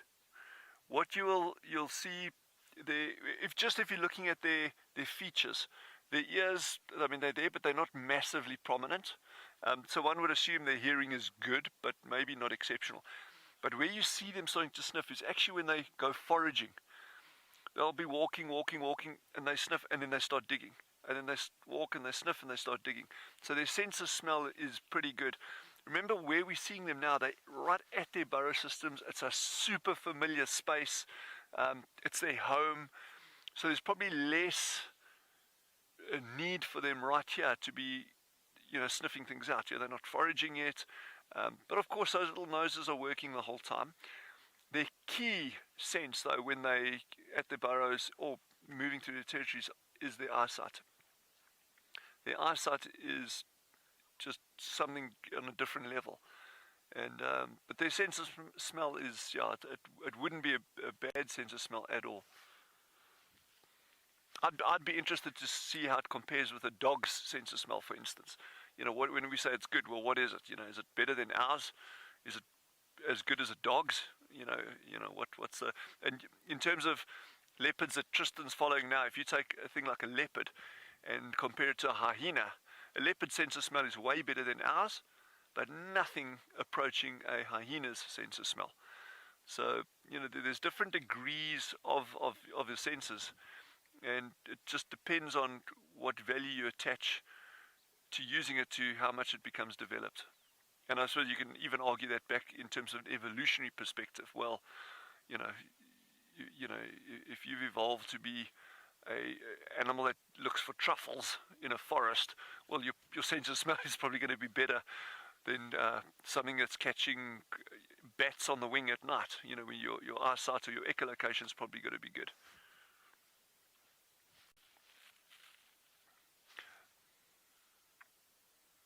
How senses develop is a very, very, very interesting and very involved topic. Darcy, yeah, they are, you know, they are fascinating creatures, and yet there's nothing out here that isn't fascinating. I mean, Jandra and I were laughing. It's like one of my defaults is when we haven't found something else, we're like, okay, well, let's look at a patch of sand. And I know it sounds funny, but the sand that these meerkats are standing on is in itself fascinating. You know, if you go into the ages of the sand, the origin of the sand, the color of the sand, the shapes of the grains within the sand. So, you know, everything out here is fascinating, and I think we've just got this fantastic attachment to charismatic animals like meerkats. Yeah, I mean, just look at them. I mean, yeah, you can't help but be fascinated by them. They are very fun things to be around. They've got this massive cute factor, and I'm just loving the fact that they've actually just moved straight over to Jandre, and they're sitting so close by. I mean, that little one sitting freezing in front of him. to see those details. I mean, look at those claws. You have to see the eyes up close like that, the nose, the ears, the fur, the dark skin, or the dark skin on the chest, the very sparse fur on the chest compared to the back, for being able to heat up rapidly in the morning. Their behavior, the way they're bracing themselves with their tail, standing on their hind legs, facing the sun, constantly looking around. Oh, this is just great, huh?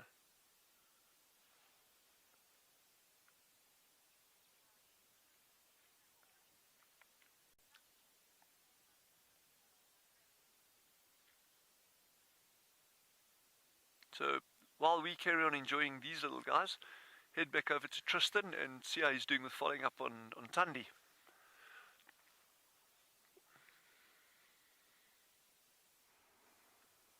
Well, Tandi was hunting a duiker that ran, and then there was impalas that were shouting and squirrels shouting, but it cannot be for her. She's in a thicket here. She's well hidden, and the impalas are shouting across far on the other side of the drainage line.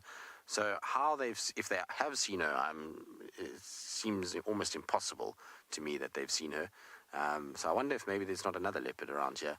They've gone quiet now, but they were, like I say, just across from where we are.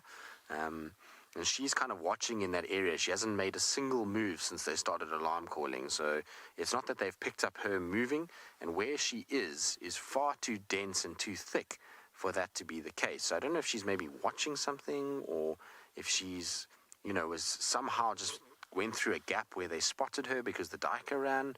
I have no idea, but it's going to be interesting to see. I mean, if there's another leopard here, then generally she'll interact with it.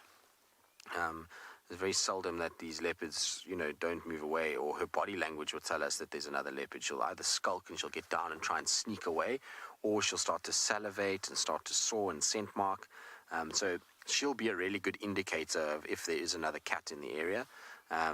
But at this stage, she seems like she's just kind of focusing down towards where those impalas are. But like I say, if they spotted her where she is sitting now, then these are superhuman impalas. They've got eyesight better than I've ever seen before, because it really is dense between where they are and where she is, and she's not moving, so it's not an easy thing to see a leopard when it doesn't move. I've seen them a lot closer to impalas in a lot more open clearings and not being seen. Now Steve is calling me on the radio and shouting at me. I'll get hold of him just now. Emma, can you just let him know that I'll get hold of him just now, please?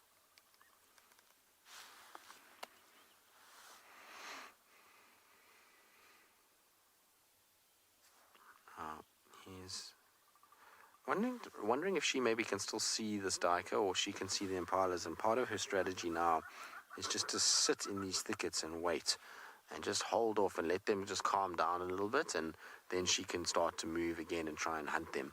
But it's definitely the exact same area that we heard them initially, and so she knew where she was going. She's just trying to calculate now exactly which way to go about this to hunt. And isn't it incredible to think that this leopard came off a kill yesterday, but yet straight away she's on to hunting again and trying to find food. It amazes me how their work is kind of never done. They almost don't really take a break. As soon as they feel like they need to, have an opportunity or hear something, they immediately latch onto it again. That camouflage is amazing. Alana, you're saying you hope the new week is a better week for warthogs?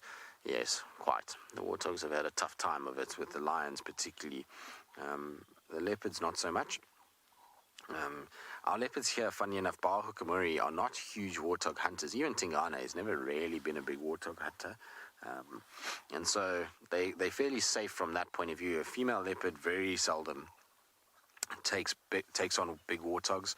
They'll take on the little piglets, but most of those have grown quite nicely now and are not that small. And so even now the females will be a little hesitant of those smaller warthogs. Just watch her whiskers there. You see how her whiskers are just going forward and back.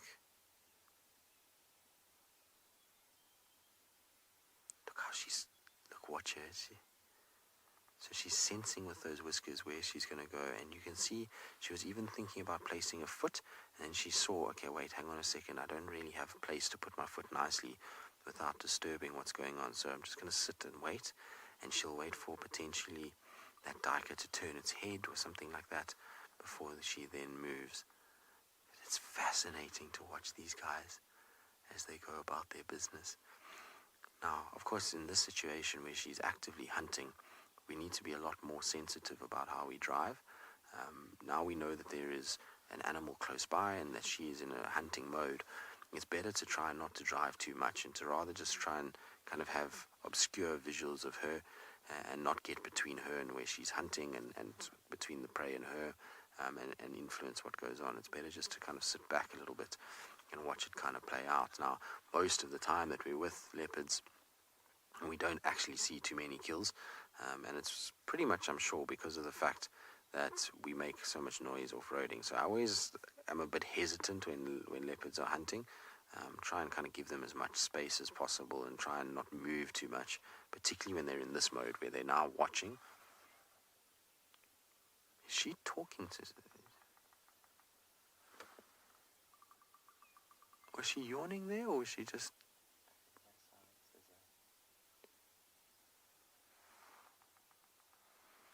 Is she talking? Because if she's talking, then there's another leopard here.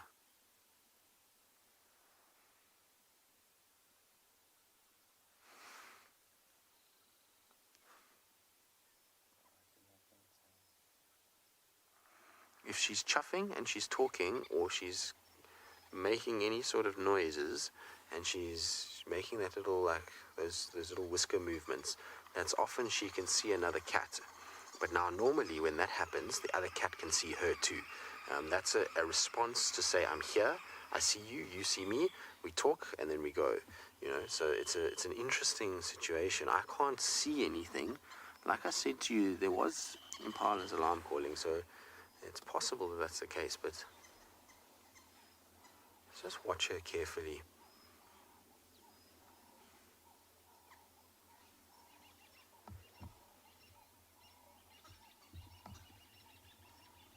She's not talking enough for it to be a... Wild K, you say you agree, she looks like she's chuffing. Now, like I say, that's reserved for communication amongst leopards. They don't chuff at their prey. So I'm just trying to watch her carefully and look where she's looking. I mean, it's fairly open down to the bottom here, so I should be able to see if there is something. Let's just watch her as she walks.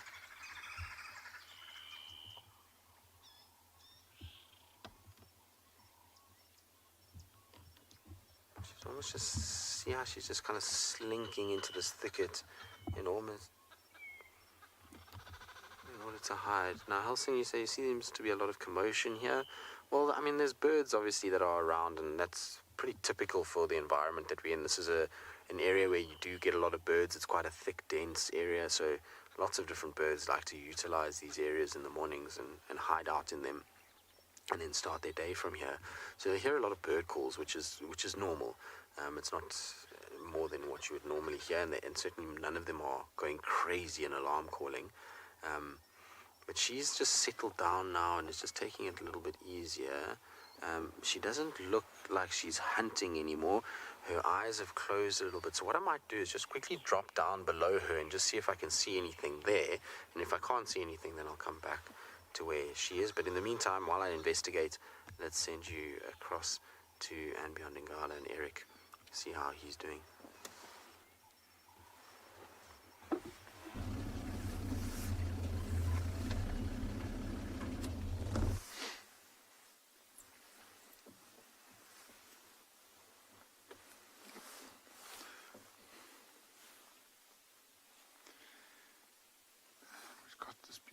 Scene of these elephants, and look what they're doing. You see how they both lifted up their trunks straight to each other's mouths, and so that's almost a way of greeting one another. I guess it's very similar to human handshakes.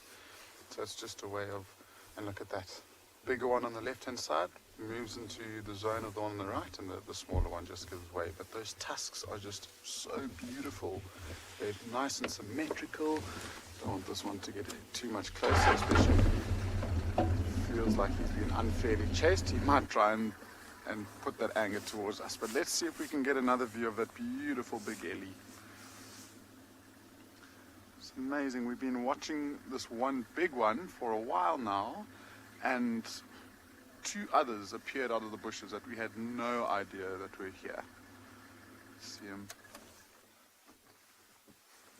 It's amazing when they're moving through an area feeding like this so slowly. If you just look at their eyes, they seem like they're half closed and they're just basically looking straight down in front of them, looking down at any little shrubs they might be able to see at this time of year.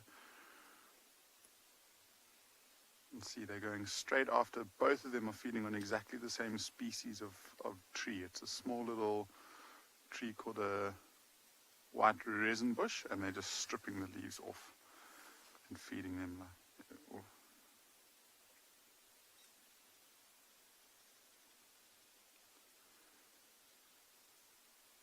It's so interesting to see the difference in the size of the tusks between the two of them.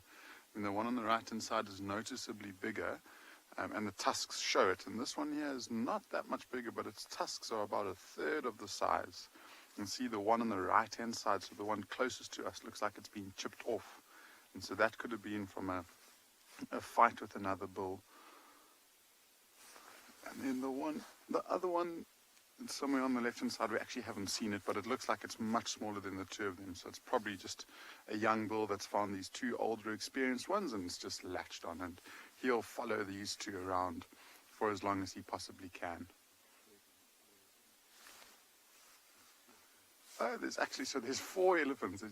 These bulls just keep appearing out of nowhere. I haven't seen the fourth one, but Owen has. Hello. Gonna give this one a bit of space. Amazing, out of nowhere he shook his head. Oh, critter, it really is, especially when we get to watch these big, beautiful bulls. And it's unfortunately a sight that is becoming less and less common, mostly due to humans, unfortunately.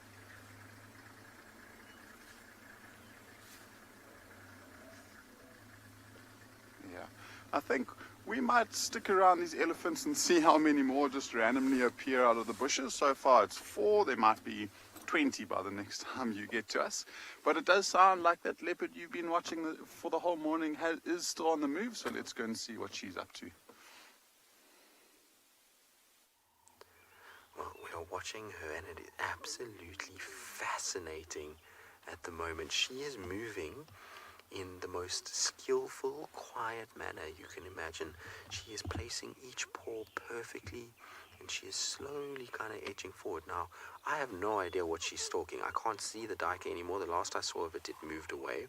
Can't see any impalas, don't see another leopard, but there's something that she is super fixated on, and she is moving as though it is right there in front of her. Like I say, maybe it's a scrub hare, maybe it's a little baby duiker that's in here, maybe it's another leopard. I don't know at this stage. It's tricky to make out, but her movements have been so cool to watch. Just the placing of her feet has been incredible. She just drifts the foot forward slightly, and then it's a slow little touchdown, and if she feels like there's a little bit of noise that's coming from it, then she lifts it back up again, and then she replaces it, and now she's sitting dead upright, and still fixated on something just down below in front of her. So I don't want to move. I mean, we were going to go check what was down below there, to see, because of that mannerism that she had that looked like she might have been chuffing. But we do know with her, from previous experience, that it could potentially even still be a leopard. So a lot of you might be like, well, she's stalking, it's not a leopard then. It's still possible. When she attacked Shongile, that Hosanna's sister, a few years ago, this is kind of the behavior that she exhibited. She slowly crept up on her and watched her and watched her and watched her, and it was almost like she was stalking a prey animal, before she then kind of bounded in. So, I mean, it's possible, but I don't think so. I think in this case she really is stalking a prey species. I think there might be a duiker much closer than what we can see, and she is watching it intently.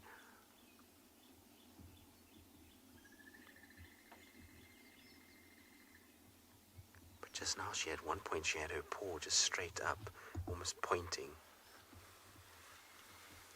Lynn, pretty much from early on, she, like most of the leopards here, and even like her little male now, is being exposed to cars from a very young age, which means that they get used to the fact that we're not a threat, we're not something that's stealing their food, we're not chasing them around, we're not trying to in any way endanger them, and so then they learn that they're fairly relaxed. Tandi has never been the most relaxed leopard. I mean, she's relaxed and she's viewable, and you can see her and you can see on kills and you can follow her around, and she's very relaxed in the greater scheme of leopard behavior or leopard population. But for us here at Djuma, she's not the most relaxed individual that we have. I mean, if you compared her to Hosanna was even crazier than she was in terms of relaxed nature. Hukumuri as well. Yesterday we had a walk by, and I forgot to talk about this yesterday when we had him, but he walked past me to the point where I could feel him actually breathing past as he walked past on my leg. I was wearing shorts, and his head, literally his whiskers must have missed me by half a centimeter. That's how close he walked to the side of the car. And then he got to the back of the car and started sniffing our tires and licking the tire, which I've never seen a leopard do, but for some reason he decided that's what he wanted to do, and he was literally brushing up the side of the vehicle. So that is crazy relaxed. I mean, it's next on another level. So Tandi is not quite like that. She's always a lot more wary of cars, and you'll notice when we follow her is that we generally give her a little bit more room than what we do maybe some of the other cats. Same with Kalamba, you've got to give her a little bit more space. But basically it's all comes down to finding them at den sites and starting that process from there, and then every time they've got kills, being sensitive when you approach and make sure that they don't feel like you're in any way trying to chase them down. And it's interesting to see how certain cubs with lack of exposure are not nearly as relaxed as those that are. So if you look at Not Ned, for example, Not Ned is super relaxed in a tree, but as soon as he's down on the ground, because there's been so few vehicles following them and not at kills, so when he's at a kill, he knows vehicles come and it's fine. They don't move around too much, and he's okay. But when you follow him through a block, because the morning before, or the morning we had him, he wasn't actually up the tree with the kill, and he was super shy. He was like sneaking around and trying to get away, and it was because there was other cars moving around. And so if there's not exposed to vehicles early on, then you're going to find that they become unrelaxed quite quickly. And life is not as kind of easy for us in order to find them. But if they're exposed to vehicles from early on, and particularly people tracking them on foot early on, then you find that they're almost bomb-proof in that regard. And that was what happened with Shongile and Hosanna, is that we spent so much time tracking them and so many hours with them in a vehicle and on foot that they became incredibly relaxed individuals. All right, well, we're going to sit with Tandi. This is a patience game, I'm afraid, when it comes to leopard hunts. It's not like lions, who are very assertive in their hunting style. So we're just going to have to be patient with her. And in the meantime, let's send you back across to Eric.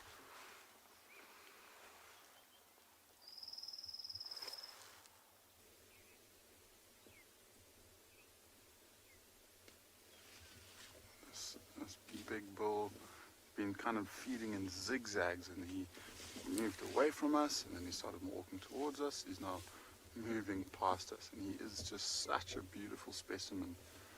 His tusks are so symmetrical, they're pretty much exactly the same length compared to that one we just saw, who had a broken off tusk. One was much shorter than the other one. These tusks are really, really beautiful. It's quite a unique view of him now, because now we get to see how he feeds, and look how he doesn't really put everything in his mouth first. He kind of holds it there for a while, and maybe once he picks up the next scoop, the whole thing, there we go, into his mouth. And look how the jaws move.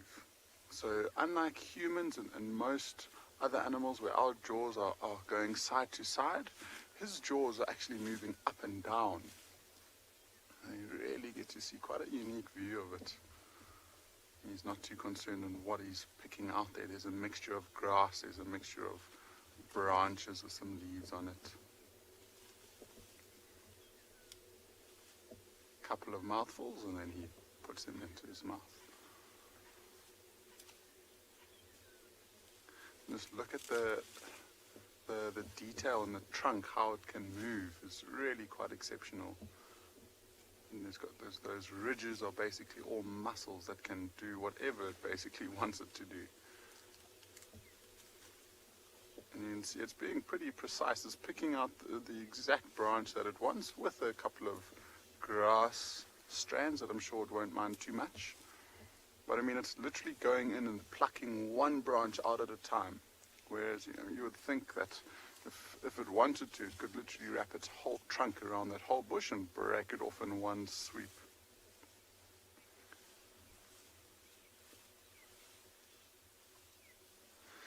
Blop, you're asking if elephants have predators, and in most circumstances they don't. And the reason being is that they are just such a big animal. They're huge. It takes a lot of effort to try and take one on, and they fight back. I mean, those tusks are very, very hard. They can go straight through an animal if they wanted to. And say, for example, this elephant was in a slightly different area, so in Botswana and Zimbabwe are the two areas where I know that lions will predate elephants, but under pretty special circumstances. So the elephant has to be young, it has to be away from the herd, has to be by itself, and even then it's a massive pride of 20 or 30 lions that will target a single animal, and it's literally just like a waiting game sometimes. So the lions are trying to tire out the elephants, and the elephants are trying to withstand the pressure from the lions. I'm just going to reverse back quickly, just because this elephant is moving through a beautiful area. There's actually flowers, which is a bit strange at this time of year.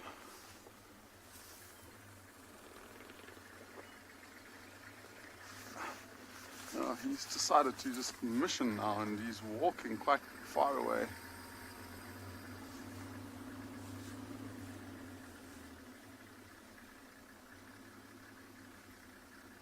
Okay, so we are probably from this point, because as soon as he moves down, he's going to move down into quite a dense area where we won't really get a good view of him. So in the meantime, I think we'll send you across to Pridelands with Taylor and see what she's got for you.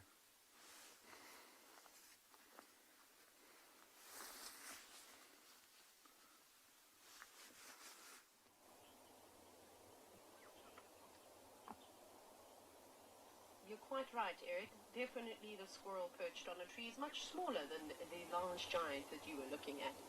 But nonetheless, it's always nice to appreciate the smaller things from time to time.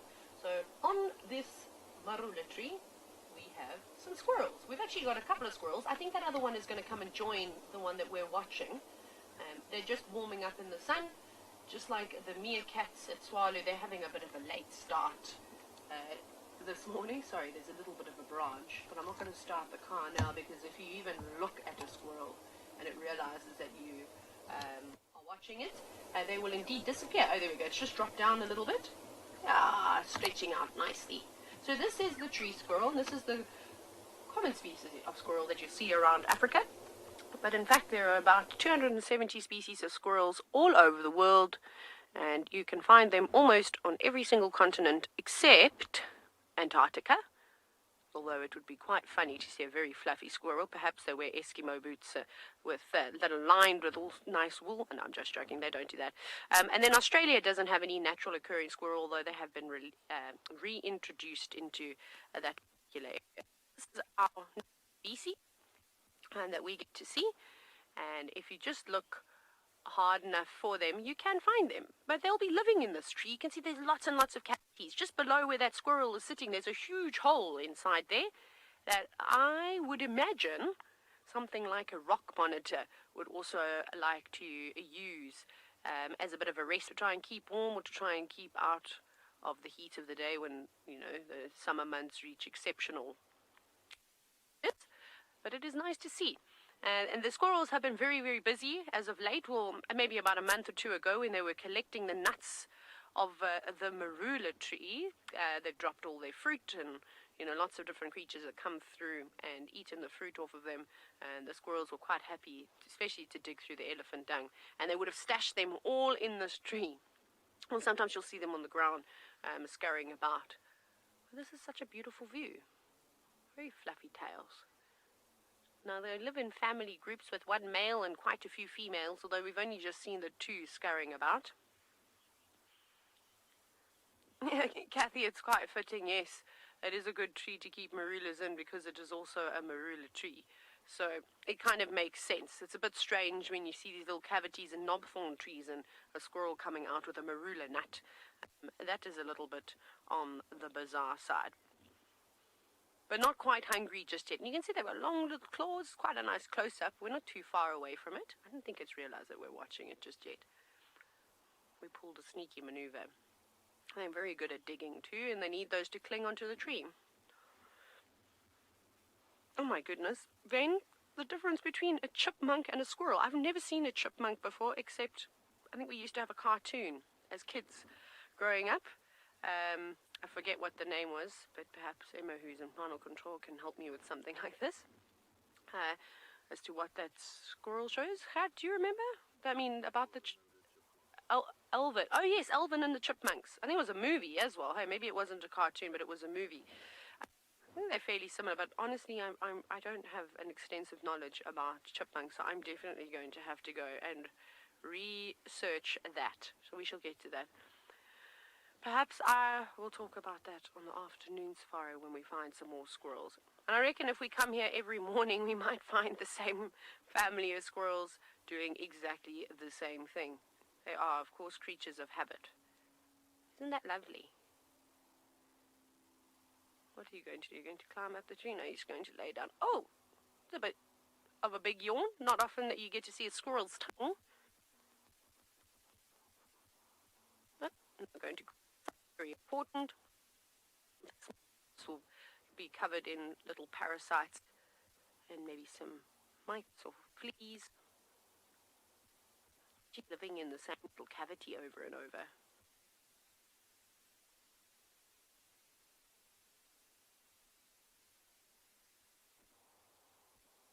Now I've just lost the phone call to Emma. I do apologize. I'm struggling with cell phone signal today. That's how we communicate with the directors that are sitting in final control. So I'm just going to keep rambling on until Emma tries to call me back. Okay, no, I'm not. So we're going to head towards a hyena den and see if there's anything happening there. But off you go back to Tristan, who I assume is still trailing behind Tandi.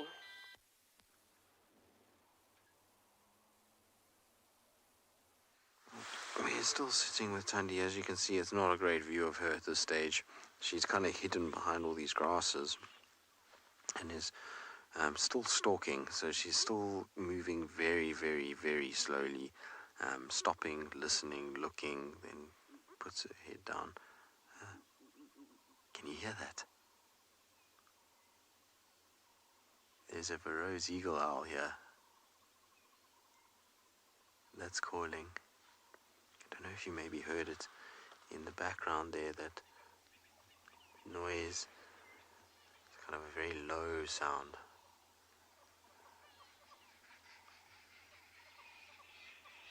I heard it just now, and I was wondering what I was hearing, but now I've heard it again. It's definitely a Varro's eagle owl sitting somewhere close to us here, just in front of where Tandi is looking. It's not. I don't think she's stalking a Varro's eagle owl, but I'm pretty sure it's a diker still. But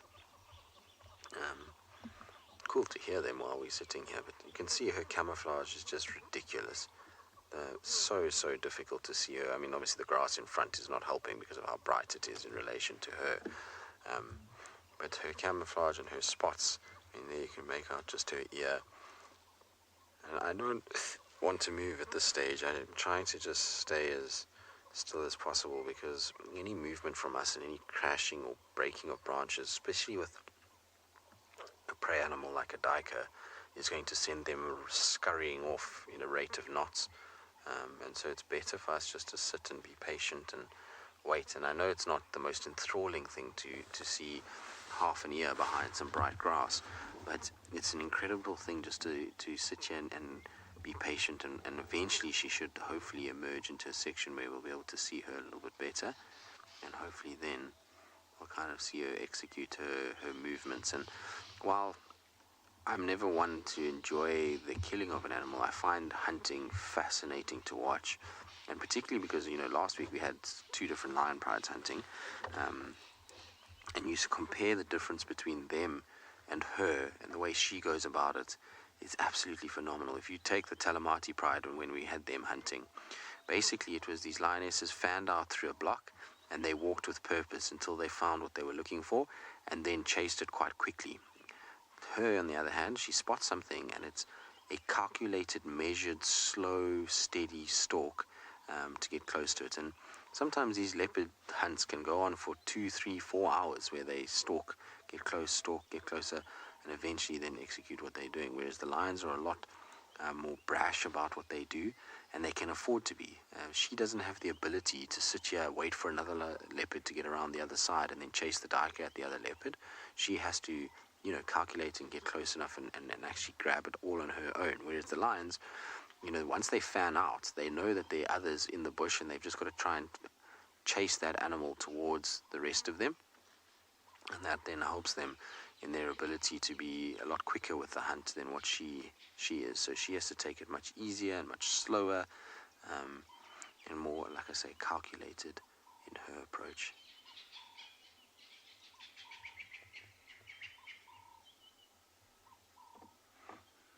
No, Emma's saying to me she wishes she could be this still for this long. It's a skill. It is a skill. It's amazing to watch how they move, and it's making me sad because every time you guys come to us, she stops moving. She starts moving, and then as we go live, she stops. But I want to show you just how incredible her movement is and how calculated it is. Her paw movements are measured in every single little step, and she's so careful about how she's moving. She's making sure that she's not attracting unwanted, unnecessary attention to herself by making a false error and standing on a twig or standing on a stick or a leaf that crunches under her weight.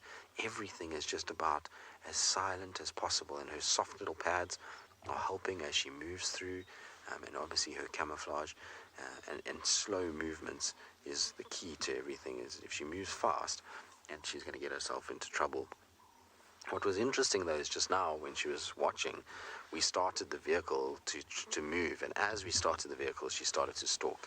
And that is always a sign of a very experienced leopard that has grown up in the Sabi sands around vehicles. They know that the sound of a vehicle masks the sound of them walking, and so they often move when you move. And so you've got to just be patient and kind of wait it out, otherwise it's not very fair on the little duiker. It is very tricky. Her grandmother was the best at it that I've seen.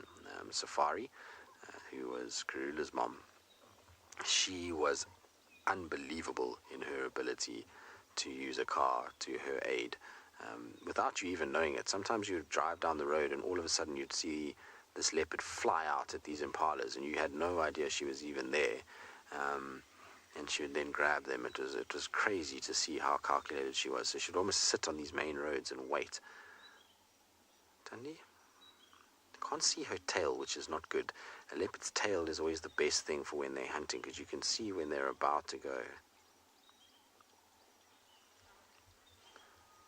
So 50 say watching the process of hunting is so interesting.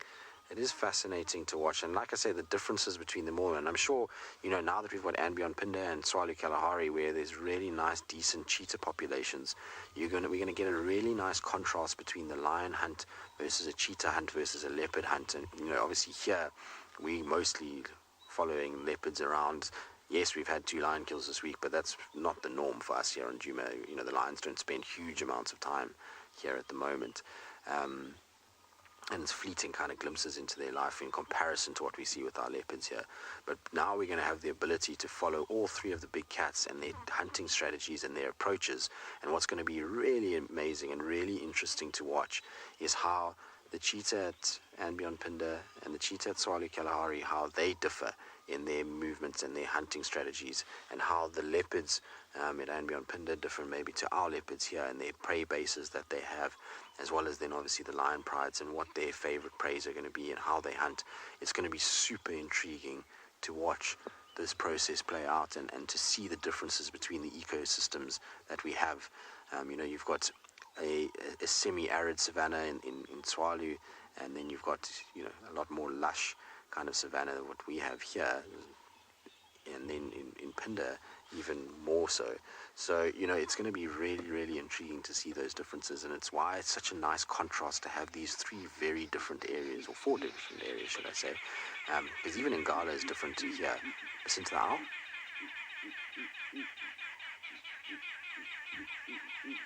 Can you hear it?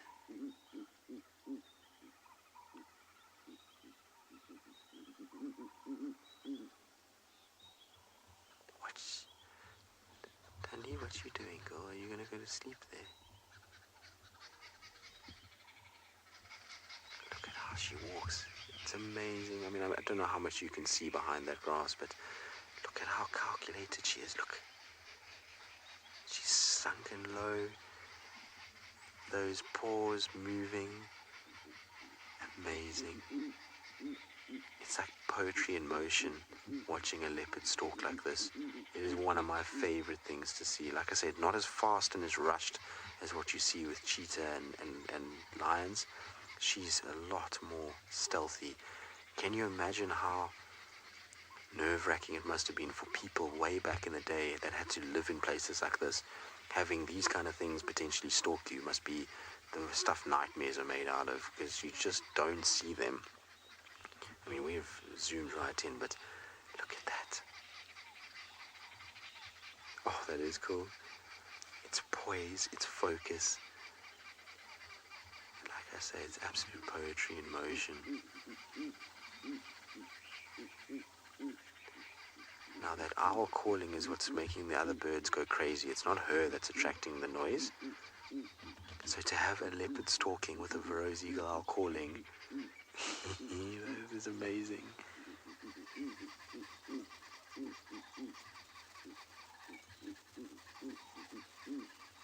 I think the duiker is just around the corner here. Now, like I say, her tail is going to be key in this whole process. Kim, you say, whoa, it's cool, isn't it? To watch this kind of thing play out is so interesting. Like I say, I think the duiker is just around the corner. We just can't see it. I think she's got a fix on it based off her hearing more than her eyesight. And so what she's trying to do is just try to get around the bush a little bit so that she can actually see, and hopefully she can then pick up where this little duiker is and then potentially get herself into a better position. That's why she's taking it very, very slowly, hoping that maybe the duiker is moving in her direction.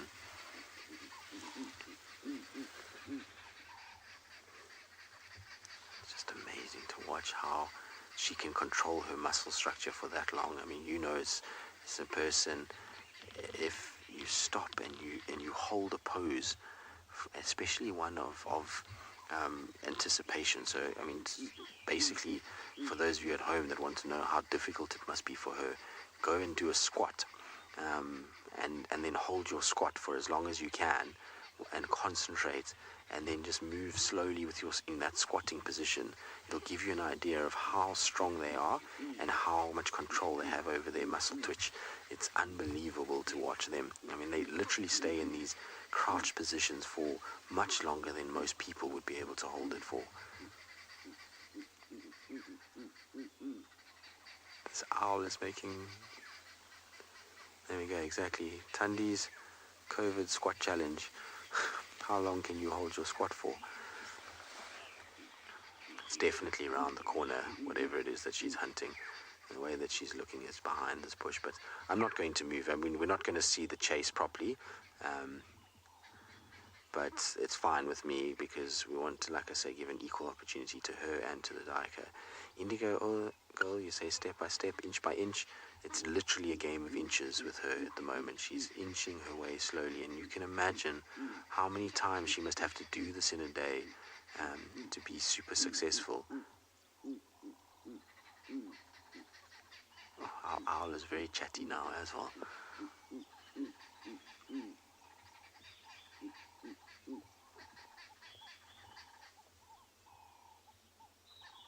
Alright, so she's settling her bum down now, which generally is an indication that the antelope or the prey animal that she's hunting is not close, but just we need to watch her bum, because if her bum starts to wiggle and starts to move and pivot on her hips, then it's an indication that it's very close. If she just sits like this and she rests back on her bum, then it's in a situation where it's not close enough for her to pounce. But if she goes onto her kind of haunches and her bum starts to just slowly twitch from side to side, then you know that she's about to bound forward. Now, like I say, we probably won't be able to see what she's going to chase. I can't see where the duiker is, but moving now would be undoing all of her hard work. It's going to make whatever animal is there turn in our direction and look, and because she's between us and where we perceive this animal to be, it's going to basically look straight at her, which is not what we want. So for us, what we need to do is just sit tight now. Like I say, we might not get the best view of her if she does chase something. There might be a situation where we just hear it more than see it, but that's okay. If she does catch something, as we know with the warthogs, unfortunately things make a lot of noise. Little baby duikers, or duikers in general, actually have quite a horrible little scream when they get killed. It's not a nice thing at all, so we'll hear it if it does get grabbed. And so there's no point in us moving right now. We have an opportunity where we can kind of watch things play out and then just listen if she does make any sort of a move. Alright, so while I sit here and kind of wait in anticipation for Tandi's next move, sounds like Steve has gotten himself into a whole big group of moving pachyderms.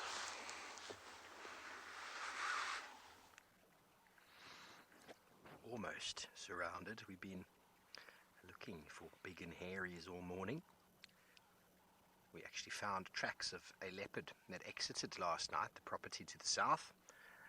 And then we backtracked her all the way back and came from a similar sort of area to where Tandi had her kill. So I had tracks going in and out, and then we found the tracks coming in again, and they went all the way back towards where Tandi's been keeping her cub. So after all that tracking and discussions on the radio with Tristan, we realized that it most likely was Tandi. After losing her kill last night, she did a huge loop to another property, had a very nice poo on the boundary, and then came all the way back.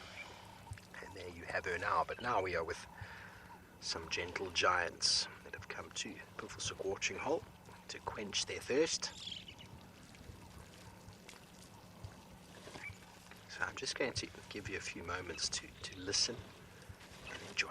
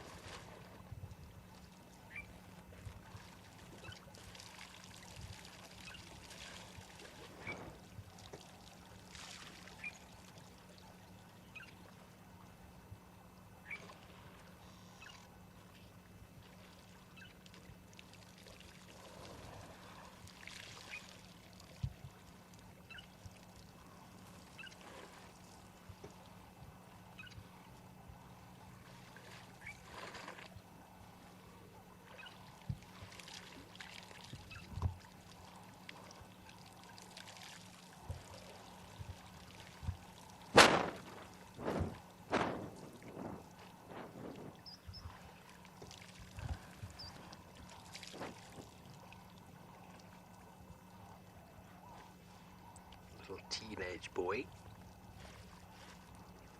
can almost tell by the behavior, elephants in the herd, that this little boy is just on the outskirts. He's kind of keeping his distance from the adults. As you know, with teenagers, especially teenage boys, they're too cool to hang out with mum. They follow closely so that they're protected and assisted in every way and form of life, but they're too cool to be associated by hanging too close. You can often see that by the behavior. Now, approaching this herd on the upper side of the dam is a mum with a youngster, both with very wet noses as they've been drinking. I don't think it's going to happen, but look at this lady climbing the bank there on her knees. Oh, they struggle to go uphill, elephants. They really do. I don't think it's going to happen, but we could be fortunate and have one or two of them go into the water for a swim. There's nothing more entertaining, in my opinion, than elephants having a swim. Look at little youngster uphill. Why did you bring me down here, Mum? Imagine trying to pull that weight up a hill. I have to really swing the body, use the head. Sometimes they push their nose on the ground to help pull themselves up. Definitely takes some practice, and when they're young, oh, there it is.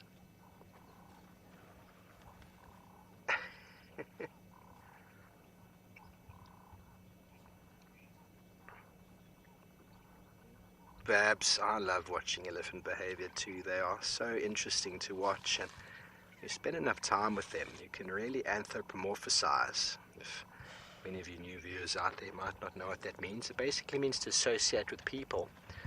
You can see the dynamics in elephants. You can see the grannies and the moms and the naughty boys, and you can see all the dynamics that they portray. You can definitely see who's in charge as well. In that look, sometimes you get given by your mom and everyone pulls line.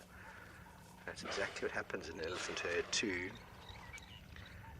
Little youngsters, they are so social as well. It's very, oh there we go, it's on his bum. It's so important, elephant dynamics, for them to be social. They're very tactile, which means they love touching, they love being close to each other. Elephants are very social beings, just like us. People go a little bit crazy if they get completely isolated from each other. They need the communication, they need the touch, they need the reassurance. Elephants are very similar in that regard. Long-lived animals requiring enormous amounts of parental care. Not only to provide them with safety, but to teach them the ways of the world, how it is to be an elephant.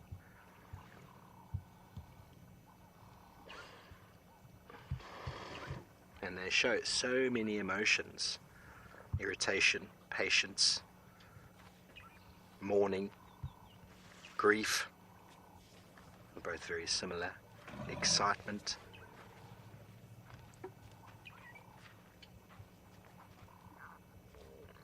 Right now they're having a discussion about us. That female in the middle there is a young female. You see she's got a calf who's probably about 2.5, 3 years old. Busy suckling, possibly her second, maybe even her first calf, so she's quite young and inexperienced, and so she's trying to ask Mum, what exactly are these people here on? Do we need to worry? And Mum's like, no, don't have to worry. Should I say, Granny? Sebastian, you want to know how many elephants can be in a herd? Well, Sebastian, the smallest elephant herd I've seen has been 3. And a herd, we refer to them as a breeding herd because it means there needs to be females with youngsters. And the big males come in and out of that herd from time to time for breeding. But the breeding herd itself can actually get quite large. I've seen herds of 50 joined with other herds making up to 100. I've even seen 400 elephants together. But what that really is extended family. It's not necessarily. So let's just watch this female here, BK. She's going to tell everybody exactly what's going on with regards to us, and they're going to follow her lead. And there she's walking downhill. Okay, so you can have very large herds together, but if you split them up, which they will do with regards to like your Christmas function, when your family comes around over holidays, your cousins and your aunties and your uncles, that's essentially when you see really big elephant herds together. That's what's happened. A whole lot of elephants have come together, and so the herd can actually get much bigger. But when food resource starts to deteriorate, like what happens now in our dry winter months, the elephant herds sort of split up. They fracture into smaller groups, which move off under the guidance of the largest female.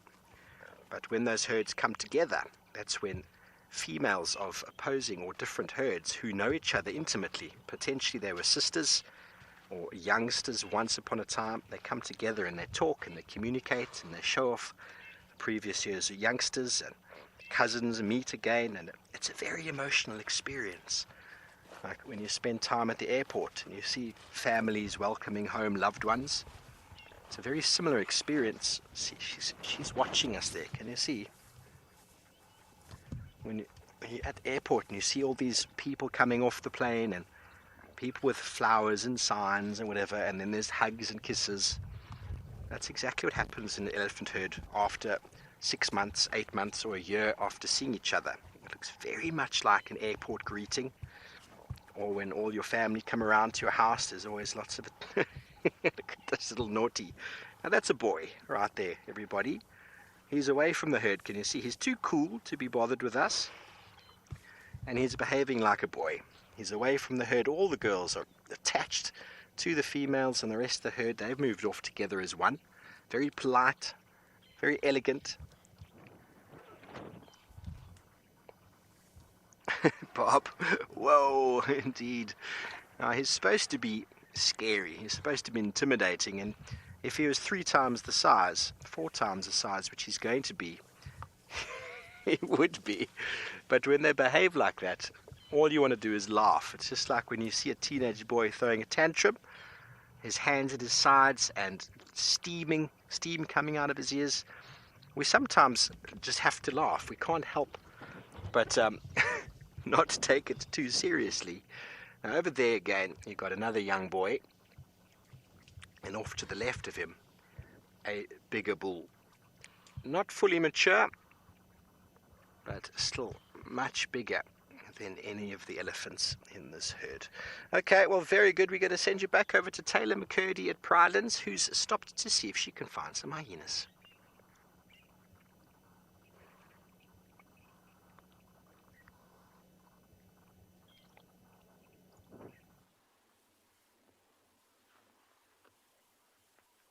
I'm really, really excited because we have arrived at the hyena den that's at Pridelands, and we have signal, which is amazing. So we're kind of just doing a little test here. It's not active right now, but I just wanted to introduce the hyenas to you. And okay, I've just lost the call, so I'm going to quickly give you a hyena update and then we'll send you away. So essentially there are 4 cubs that are at this den. I have seen 1 adult female suckling some youngsters, and she's got a blind left eye, which is exciting. I'm assuming, well, there has to be another mother too. And the cubs are somewhere between 5 and 9.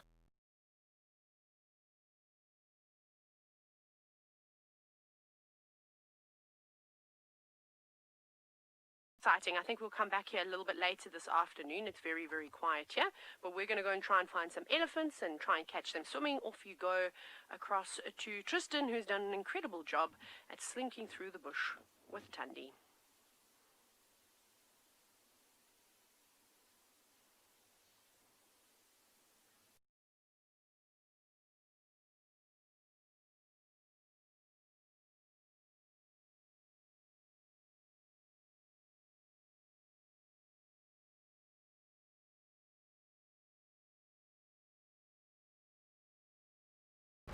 Sorry about that, everybody. Bringing you a live safari broadcast from the middle of the African wilderness sometimes has some technical glitches. We're just moving away from the dam, and we just found some male leopard tracks heading away as well. Now, these tracks are heading straight to our northern boundary. It's a very popular sort of area for Tingana, who is the Duke of Djuma, the dominant male leopard that we find around here. He is quite often uses this route and the other route just that side. So have a little look. The boundary is quite close, so if he does cross, unfortunately we won't be able to continue.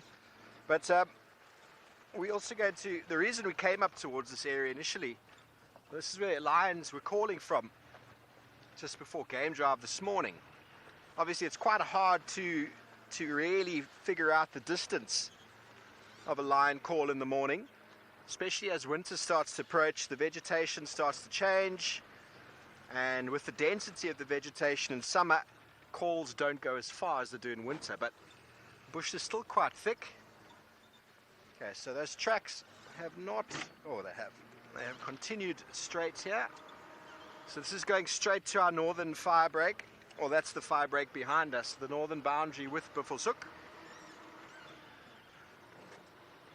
Now we initially found tracks this morning of a male, and I believe it's the same male that stole that kill from Tandi, and that's possibly why there was some battaliers and the like hanging around.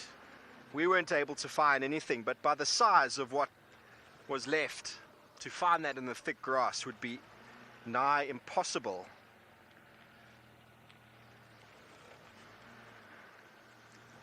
Okay, where are you, Mr. Leopard? It's very hard these days to tell exactly which male leopard is around, because we do have a couple big males hanging around.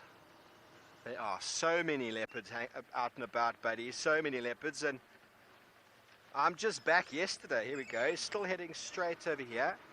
Just show you the track quickly. It's actually a nice track of his back foot there. I think BK is going to be able to get it. Let me just jump off. Okay, there's the back foot. And here's actually a double track over here. This is not Tingana, it's not big enough. So here's the front foot over here. You can tell by how wide it is. The back foot is actually longer than it is wide. And what's interesting about this is you can see where the front foot ends. You see where the back foot ends. So that's the front. This distance here, can you see that, BK? Between the two, that is what we call the gait. So we can work out the speed of this leopard. You saw Tandi earlier was stalking. So she would have been putting her front foot down, and the back foot would have been stepping directly on that. We all know that that's a form of walking silently. But when a leopard's walking quickly, this is the front foot is back, and the back foot steps over it. So this animal is walking at a medium to fast pace. It's not walking slowly, he's walking just at a normal, let me walk along the road kind of pace. And as soon as he starts stalking, that will start changing. He walks quicker, that one will move forward. So you can actually work on the distance and the speed which this animal is walking. And they like to walk along these boundary roads for territory. So we're going to follow a little while, see if we can maybe follow up. Tristan did talk about alarm calls happening that way, so we're going to go that way, see if we can find. But in the meantime, the famous bird of many countries is up in andBeyond in Ngala with Eric. He's got a lilac-breasted roller.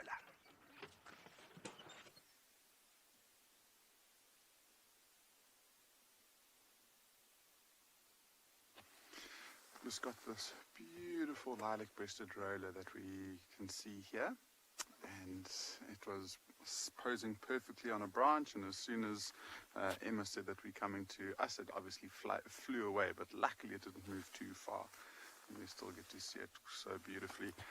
It's just such an amazing bird to see because of the color that it brings.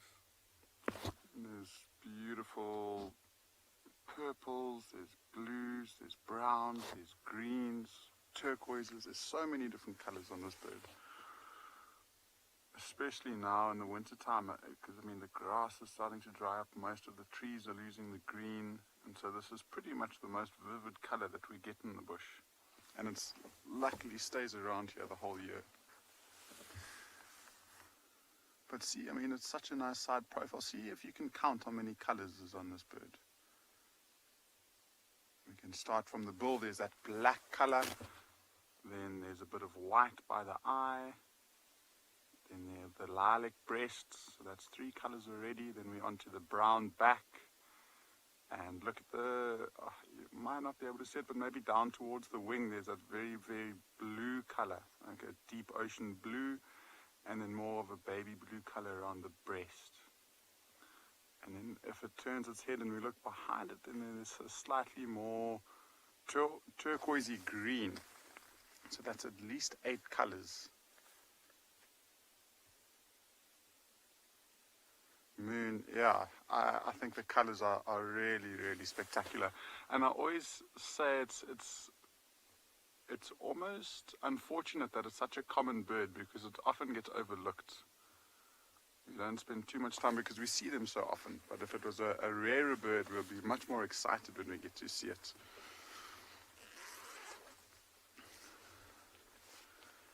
I'm sure what it's doing at the moment is just sitting around looking for insects, and it's right next to the road, and so it will probably wait for an insect to cross this open path where it will be able to see it nice and clearly, and it will swoop down and catch it. Anything from caterpillars to small little scorpions even, probably small little reptiles if it's quick enough to catch it.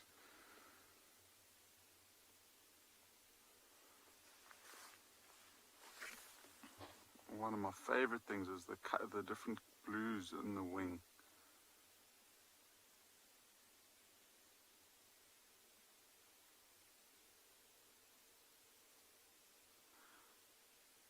So I think we're probably going to move on from this lilac-breasted roller, and we might start heading back down towards the river. It's warming up nicely, so heading towards some waterholes is probably going to be a good idea for us. So whilst we start heading towards that waterhole, I think we'll send you across to Tswalu Kalahari with Dylan. Okay, there's cheetah droppings here. I've got nothing. So we're just looking for signs of these male cheetah. They actually moved through this area. But in the meantime, while we're here, I want to show you something else really interesting. Then we'll chat about the cheetah quickly. So you've got very, very fresh gemsbuck droppings on the ground here. The tracks all over here, and there's just a little armored ground cricket actually feeding on these droppings. So that's out of interest. But back to this tree. So this coalition of male cheetah, they're renowned for actually climbing on top of these nests and scent marking. Now, traditionally we think of oh, we've got cheetah tracks here. I've just seen them now. I'm not even making this up. Here's fresh cheetah tracks right here. So what I was going to say is these two males are renowned for actually climbing on top of these trees and scent marking and using them as a vantage point. And here's fresh cheetah tracks. It's only one set that I can see now. You're probably not going to be able to see it from there, but it's right here. Okay, this is super cool, which means that we are now hot on the spoor of these males. So this is going to be really, really good, and I'm very coming out here. This is very, very exciting, and I'm super chuffed we've actually got this now. Okay, this is the second one. Second one coming out here. So you had one that came around that side, one's come out around here. Okay, now I'm feeling a little bit better about this, because at one stage I was a little bit worried that we weren't going to pick up any sign of these cats. Going across here, there's the second one, and through into this block here. Okay, so they've gone through here. So what we're going to do is we're going to move out, start going around. We'll ask one of the tracking teams to actually get onto it as well from the other side. Things are looking up. This is good stuff, guys.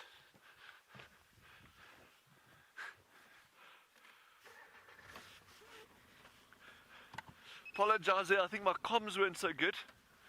But let's get onto these tracks. I wonder if, Chandra, I don't know, you're going to be able to maybe get I know it's not great light, but I just want to see if you can get an image of these tracks here. Let me show you where they went across. I don't know, can you see there, or is that not good? There we go. There we go, so fresh cheetah tracks.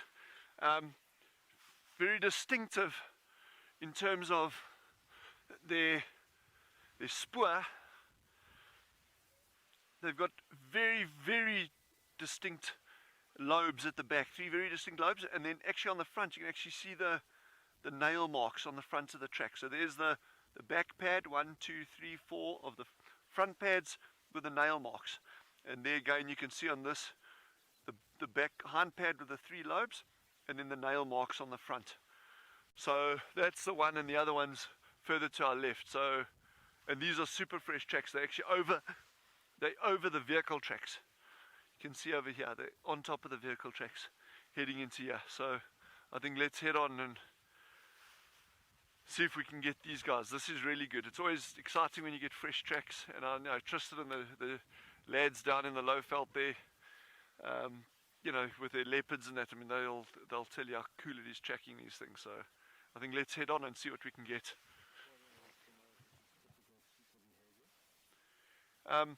Yeah, that's a good question in terms of behavior. This is typical cheetah behavior to be moving at this time of day. Climbing up onto high vantage points. It's a lot of people say, oh, cheetah don't climb trees, and leopards, we know, are past masters of using trees. But if a tree is at a bit of an angle, or the main stem, and it's Tswalu's case where you get a lot of trees like that, but with these big weaver nests, it's actually the perfect platform for them to climb up, sit on top, and either scent mark. We've even seen them actually resting, lying up on top of these trees. So these nests are well utilized, and obviously not just by other animals, but by cheetah as well. So if we're very lucky, we may even see a cheetah up a tree, but that then we'll be really pulling it out of the bag. But in the meantime, let's carry on and see if we can get something further there.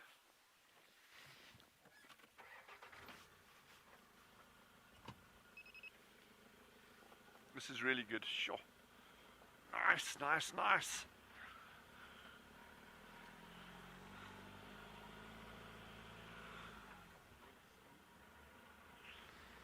I think while we're following up on these cheetah, I think let's head back over to Steve and see what they've got on that side. Yes, indeed. Well, our male leopard tracks were abandoned. We've come to swap out with Tristan, who's got some technical issues with his vehicle. And we found the queen once again, Tandi. And as Tristan said, she is on a proper go slow. So we were just on the radio before, and one of the landowners was out a bit later last night with Tandi on the kill. And they believe Hukumuri came in and stole the kill from her. They got some photos. We'll double check on it later. But I mean, by the way, his tracks have been moving.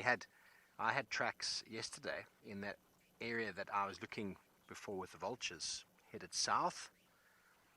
And then we had tracks coming back up again. That's what caused me to turn around. And those tracks very likely came from exactly where Tandi had been with the kill. So there's a very good chance it was Hukumuri. And he didn't cross out, according to my excellent tracking skills, which is not the world's best, but definitely have been around the block. And we did go around the block. Nothing seemed to come out. But I had a thought it might have been Mulwati, who's a very unrelaxed, skittish male leopard. To try and track him and follow him is nigh impossible. So, but if it is Hukumuri, we'll work that area this afternoon, see if we can find him. But Tandi, you'd think, hasn't eaten in weeks, by her look of absolute hunger on her face right now. Tristan said she's been eyeing out a deka. It's definitely her preferred food source is the small guys. But Hukumuri would have found that kill due to the smell. And Tandi's going to come and put herself in a little bit more light. Come on, Tandi. Let me show us how beautiful you are. Tell everybody, look at me. Now that's her walking towards the car, everybody. There's nothing we can do about that. She's, as Tristan said, a very, very habituated and relaxed leopard. But don't let that fool you for a tame animal. There's nothing tame about her. But this is what she does. She moves between these little thickets, the little undergrowth, just like the leopards like to hide their cubs in little thickets. Our small and evasive antelope species do the same thing. Scrub hares as well as franklins and scrub hares, they all hide in these thickets as well. Sebastian, you want to know how fast a leopard can run? Well, a leopard's got a charging speed of 92 kilometers an hour, which is extremely fast. You don't often see them do it top speed running. She's just ferreting through the undergrowth. You don't often see them do it, but what it's for is you can see that she's sticking her nose in there now. If something lurches out and runs, because that's what these animals do, they stand very still until the last moment and then they bolt away. And it's that speed that the leopard requires to be able to turn quickly and pursue the animal. So charging speed is 92 kilometers an hour. It is extremely fast. That is very, very fast. But they don't do it over a long distance. It's all about very short distance. Let's go around this thicket here before Tandi gives us the famous Tandi slip. Those of you who are maybe new at the show, Tandi is famous at doing exactly this. You can follow her for hours, and then next thing, she's gone. I can see her, but she's slowly heading back in the direction of her den from yesterday anyway. Whether she's going to go there. Tristan said if she takes us there, he doesn't want to know about it. Now, this is a bit tricky. Just gonna have to wait here for a second and see if she materializes out over there. She did this to us yesterday. Took her cub into a bush. There she comes, Bika. She's coming right there. Took her cub into a bush, and then we went around to anticipate them coming out, and we never saw her come out, but she had. We know that because we found her tracks a little while later. So she's doing exactly, have you got her, BK? Okay. She's doing exactly what the behavior of the animals she's hunting requires. The camouflage of the animals. So there's many strategies of survival for especially these small and sort of, what's the word, monogamous animals such as steenbok and duiker, scrub hare.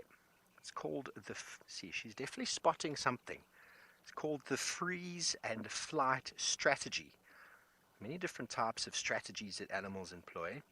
Obviously, an animal that freezes is generally very camouflaged or cryptically colored, so as to blend in with the environment. And if they don't move, they're invisible to a leopard. So a leopard often goes in looking for them with their nose and then flushes them out. And when they do run, that amazing 92-kilometer-an-hour sprint enables them to latch onto them. See, she's looking for movement. That's what she's doing now. And the flick of an ear, the stamp of a foot. Lanthy, hello, gorgeous. Well, indeed. She is gorgeous, isn't she? She is gorgeous. She's hunting for two now. Her cub's probably not old enough to eat any meat yet, but she needs to provide enough for herself. Be able to provide him with nutrient-rich milk.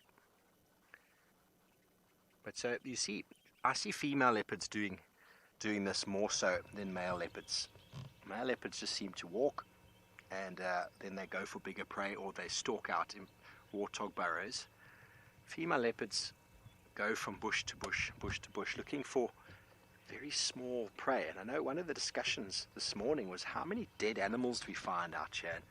Well, it's very hard to actually put a number to that, because the amount of birds and small mammals, mice, squirrels, hares, that leopards eat is probably an enormous number. We just don't see them because nothing's left behind. We do often find a little hare's foot or tail and a bunch of feathers, but unless you're out walking looking for it, you don't see them. And that's why this area in the Sabi Sands supports such a large population of leopard. We've got lots of impala, lots of edges in the Sabi Sands because of lots of water and lots of edges, fire breaks and cleared areas. Impala are specialists with regards to edges. They like to go into thickets and come out into open areas at night. And then also this area with the thickets has got an enormous duiker population. I've never counted or seen more scrub hares in my life than I have in these areas. And then small birds like francolin, guinea fowl are in high abundance. And so without a doubt, those very small animals provide a huge amount of the diet for our leopards. Peter, well, this has been a brilliant leopard sighting. You say, well, Tandi, she provides, and sometimes, as I said before, she gives us the slip. You spend as much time looking for her as you do staring at her now. So it can go either way. When she's on a proper mission, she is on a proper mission. She's not as hungry as she would be because she's been eating that impala for probably 2 days.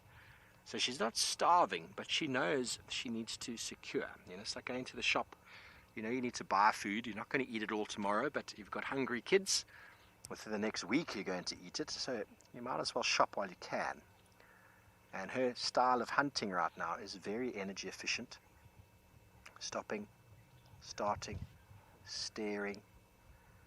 And she sees something, and then she stares at that spot waiting for that animal to move again.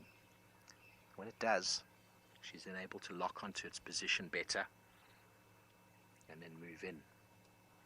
But I spoke about the strategy of these small prey animals, the freeze and flight. So they're quite camouflaged. They'll stand still. If they are detected, they run very quickly and then they stand still again. It's a very good strategy for survival, and it's a strategy that animals employ that live in thickets, blend in with the environment. Obviously a wildebeest and an impala don't do very well doing that, or a buffalo. They're big animals, they stand out, and zebras as well, they're out in the open. So standing there and pretending you're invisible, well, it's not going to work, is it? So animals like that occur in much larger groups. They rely on herd dynamics and social behavior to keep them safe. They try and stay in the middle of the herd, and hopefully they don't get detected by the predator. And then if all else fails, they run away. Many of them in open areas as well. If you notice, both male and female will have horns, where if you think about the number of animals we'll see out here, horned animals in the thickets, try and count how many of them, male and female, have horns, and you'll probably come to the realization that none of them do, only the males who use them for fighting. But enough about fighting and feeding behavior. Every now and again it's important to just go and have yourself a drink.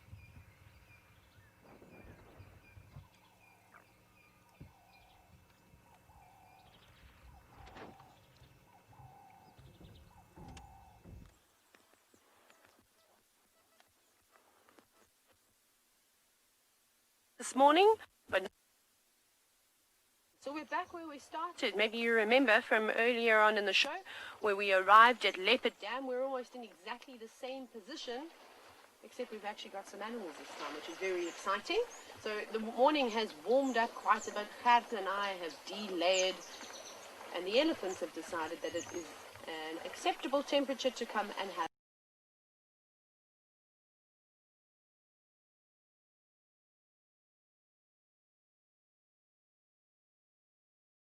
a drink of water. Now this reserve never used to have any elephants because it was completely fenced off. So this is all new turf for the last almost 3 years now, that the elephants have been moving from the greater Kruger area and onto Pridelands. So they're thoroughly enjoying themselves, as you can see. I think that we'll be spending plenty of time at Leopard Dam. Look at them. I would guess it's around 20 to 25 elephants here. You can't see all of them. Some of them have moved around and are drinking on the western side of the dam, but that's not a problem because we've got a great amount of elephants to look at. So let's just have a look there. And I must apologize in advance.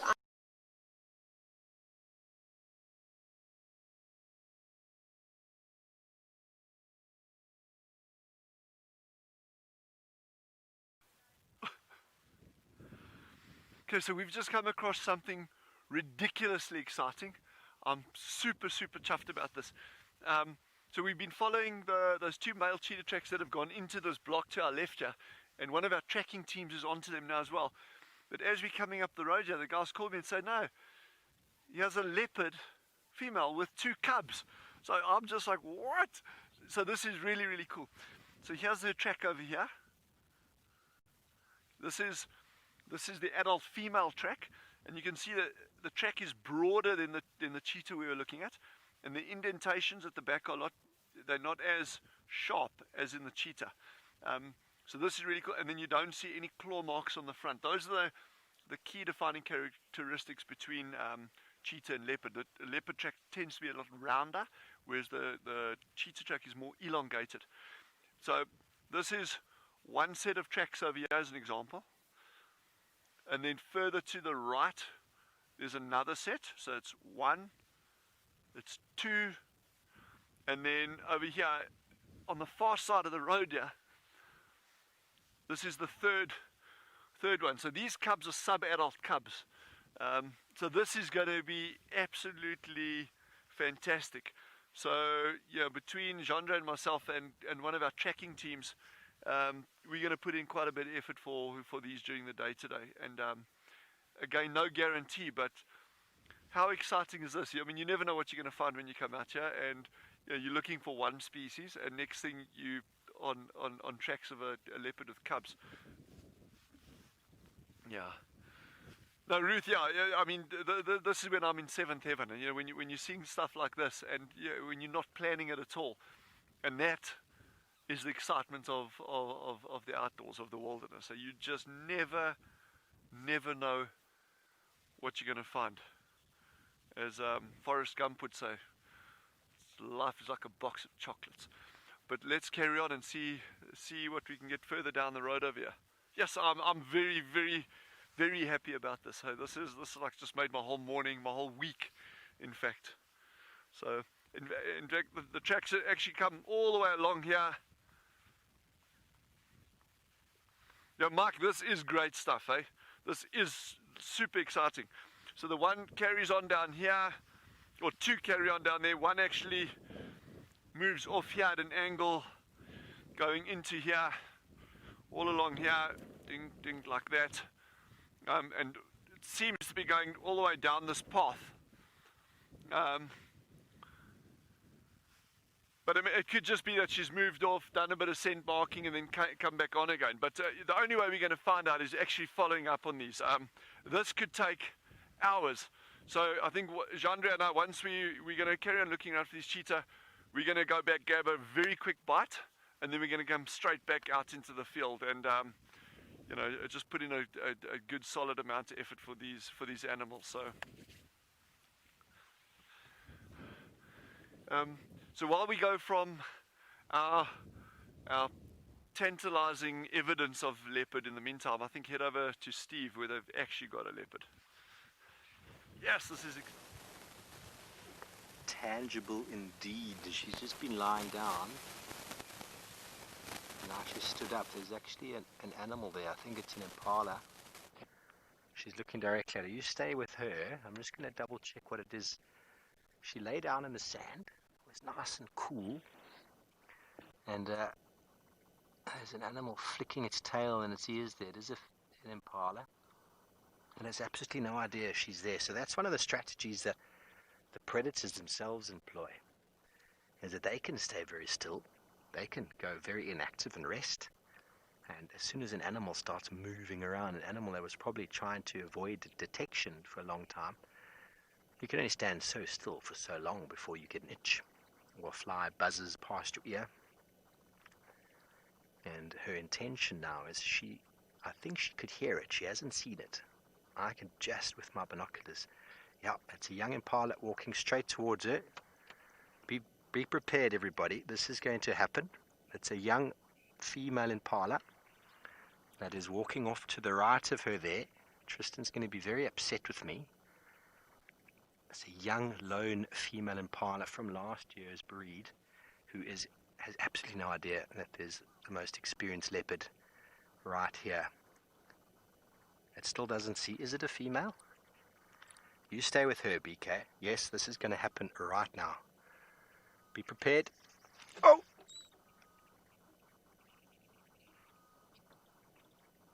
She's chased it. I don't know if she caught it.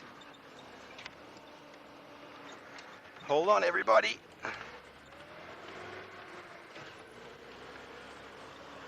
Whew! Okay, oh gosh, indeed. Whew! Oh, she's missed. Little impala, you survived another day. Tandi, I thought you had that one. Now that's where patience would have paid off if she just given it another moment and gone flat behind that log. Oof. Doesn't matter how many times you see that, everybody. The blood always starts flowing and pumping a bit quicker. Kim, she did miss it, but that's okay. You know, that's the thing, everybody. Even though Tandi is an experienced leopard, she was up against a very young impala on its own, which is a very rare thing to see. She still missed. So it goes to show that the dynamics and This, the way things go. Let's go, Beaks. The way things go out here. Oopsie, it's not always the predator who's in charge. The unknown explorer maybe next time. Yes, well, she's going to go see if she can find it again. That would be an easy catch for her because it's the perfect size. Now she's going to just check out this beautiful jackalberry tree. It is a beautiful jackalberry.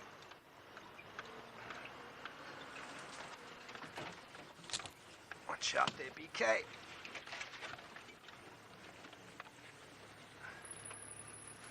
Just going to pop our nose through the side here. Oh, Tandi, you're having a little sniff, are you?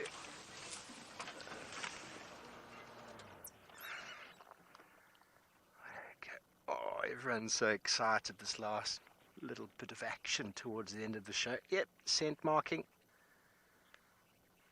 Probably scrape her feet a couple times. No, not this time. Tandi, I thought you had it. Now that impala's heart rate is still going. If mine is still going and I wasn't even involved in the hunt, you can imagine what's going on with that little impala lamb. Separated from mum. Tandi's now out in the open in some beautiful light. Let me move forward, BK, because this is gorgeous. This is gorgeous light.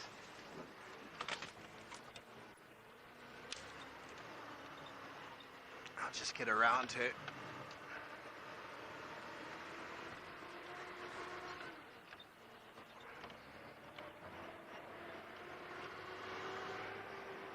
Cobalt, it has gone very quickly, hasn't it?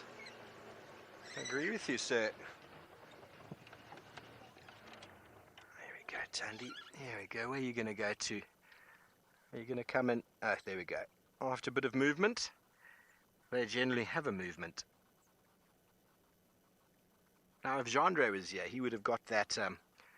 He would have got the entire motion on a full zoom, wouldn't he, BK?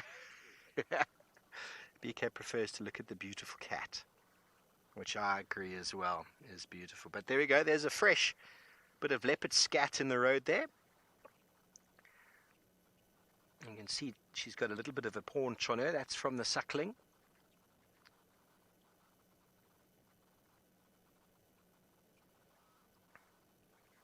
And now she's going to walk into this really horrible block. And maybe hoping to catch up on with that young impala that disappeared. But we're going to see if we can stay with her for a while longer. And let's send you over to andBeyond and Ngala with Eric, who's caught up with some more elephants.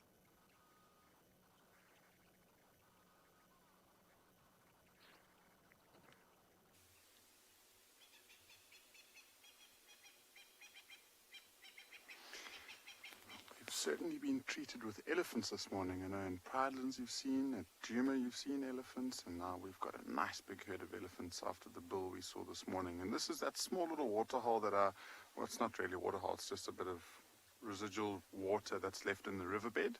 And we've got a beautiful scene of elephants here. So we've got some that are right at the waterhole in frame, and then as we pan out to the right, there's two clumps of herds. So there's about 20 elephants altogether here. So we've got some just resting in the shade, we've got some feeding on the banks, and we've got some that are trying to drink within the sand.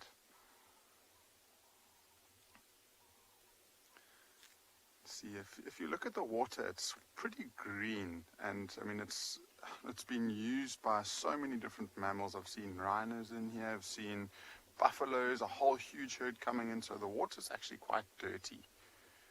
So most of these elephants have either been using to splash themselves and keep themselves cool, and they've actually been drinking down river. So they're digging into the sand where we see the clump. There's actually quite that elephant on the left-hand side, the one that sprayed itself. It's actually a really, really cool view of the skin. Very interesting patterns on it. You can still see the sand and where it's wet around it.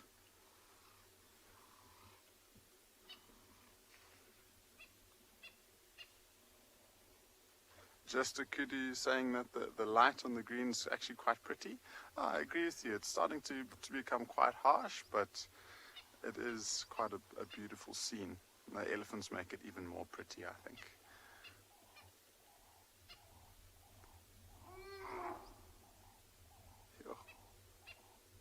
So that was an adult just telling one of the youngsters to move away from its specific drinking hole. I'm sure you got to hear that shrieking sound. And this one in view, for quite a youngster, is pretty good tusks. And then this is one of the young bulls, the one on the left-hand side, who's been splashing itself quite nicely. You can see the patterning makes a very interesting.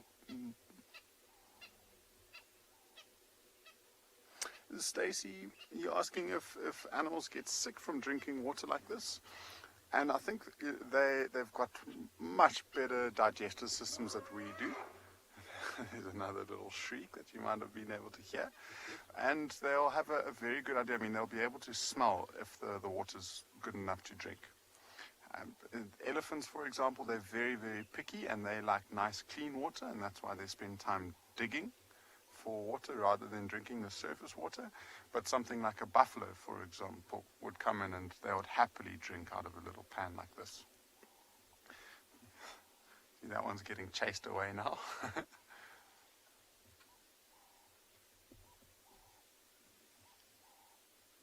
So let's see if we get another trumpet with this younger one coming in to try and drink. She's just putting the trunk on its head, just saying, don't come any closer.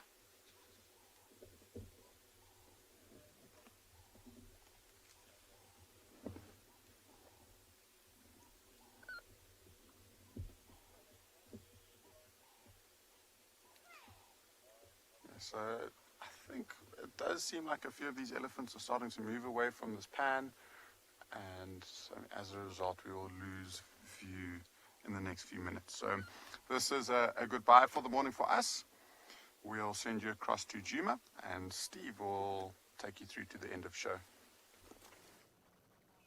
Thanks, Dylan. Well, we are indeed with Tandi, and she's now eyeing out a fully grown male impala, which she's not being very stealthy about, because she knows a big male impala is a very difficult thing from a weight point of view, strength, and also how do you hoist it. But just to go back to the potential hunt that happened, you know, we talk about herd animals. I was talking about these monogamous pairs, Steenbok and Dacre and the like, being monogamous and being almost solitary. That's their strategy. Herd animals, impala, buffalo, kudu, many of the other animals, they actually need to stick together for safety. That young impala wandering around on its own is asking to be picked off, and they do get picked off. And that survival of the fittest is what reinforces herd mentality as well. Because those animals that go off on their own, the loners, as you will, they end up losing that trait because they get killed. Those who stick together, like sheep, if you think about it, in human sort of agricultural history, the sheep that wandered off got eaten by wolves and by other predators, and those that stuck together survived better and did better. And so that's the sort of strategy behind herd mentality. So natural selection of that individual should be picked off, because that behavior shouldn't be happening. But what also happened is that impalas are able to jump at very quick sort of split second. If something happens, if a leopard materializes on their right-hand side or left-hand side, their hind legs or haunches stand taller than their front. So they're basically just this elastic in the back waiting to spring out of the way. And if you've ever seen impala standing still and they just jump left or right or straight up, it's quite an incredible thing to see. And that's what saved that young impala's life. Although we didn't really see it happen, we could hear the movement of the leopard chasing the impala. It's that immediate spring to the left. It's an evolution adaptation to being hunted by leopard, because the leopard are also very quick and able to spring onto them, unable to catch that one because of the agility that the impala has evolved to have. Okay, well, let's go catch up with her quickly, see if we can get another view. So, if you'd like to continue watching and you'd like to support us as well as these animals, please have a look at the link below. We'd love to hear from you in that regard. Tandi obviously is looking after a little cub, and she has to bring home some food, but I don't know if she's going to be doing it before the end of the show. There is a big male impala nearby. That is definitely not her prime candidate, but she's hoping that maybe that youngster has decided to hang out with him. She's hedging that bet. Well, everybody, it's been wonderful having you with us on the show this morning. We'll see you again from all our various locations this afternoon. Have a wonderful day further. Until then, a good day and goodbye.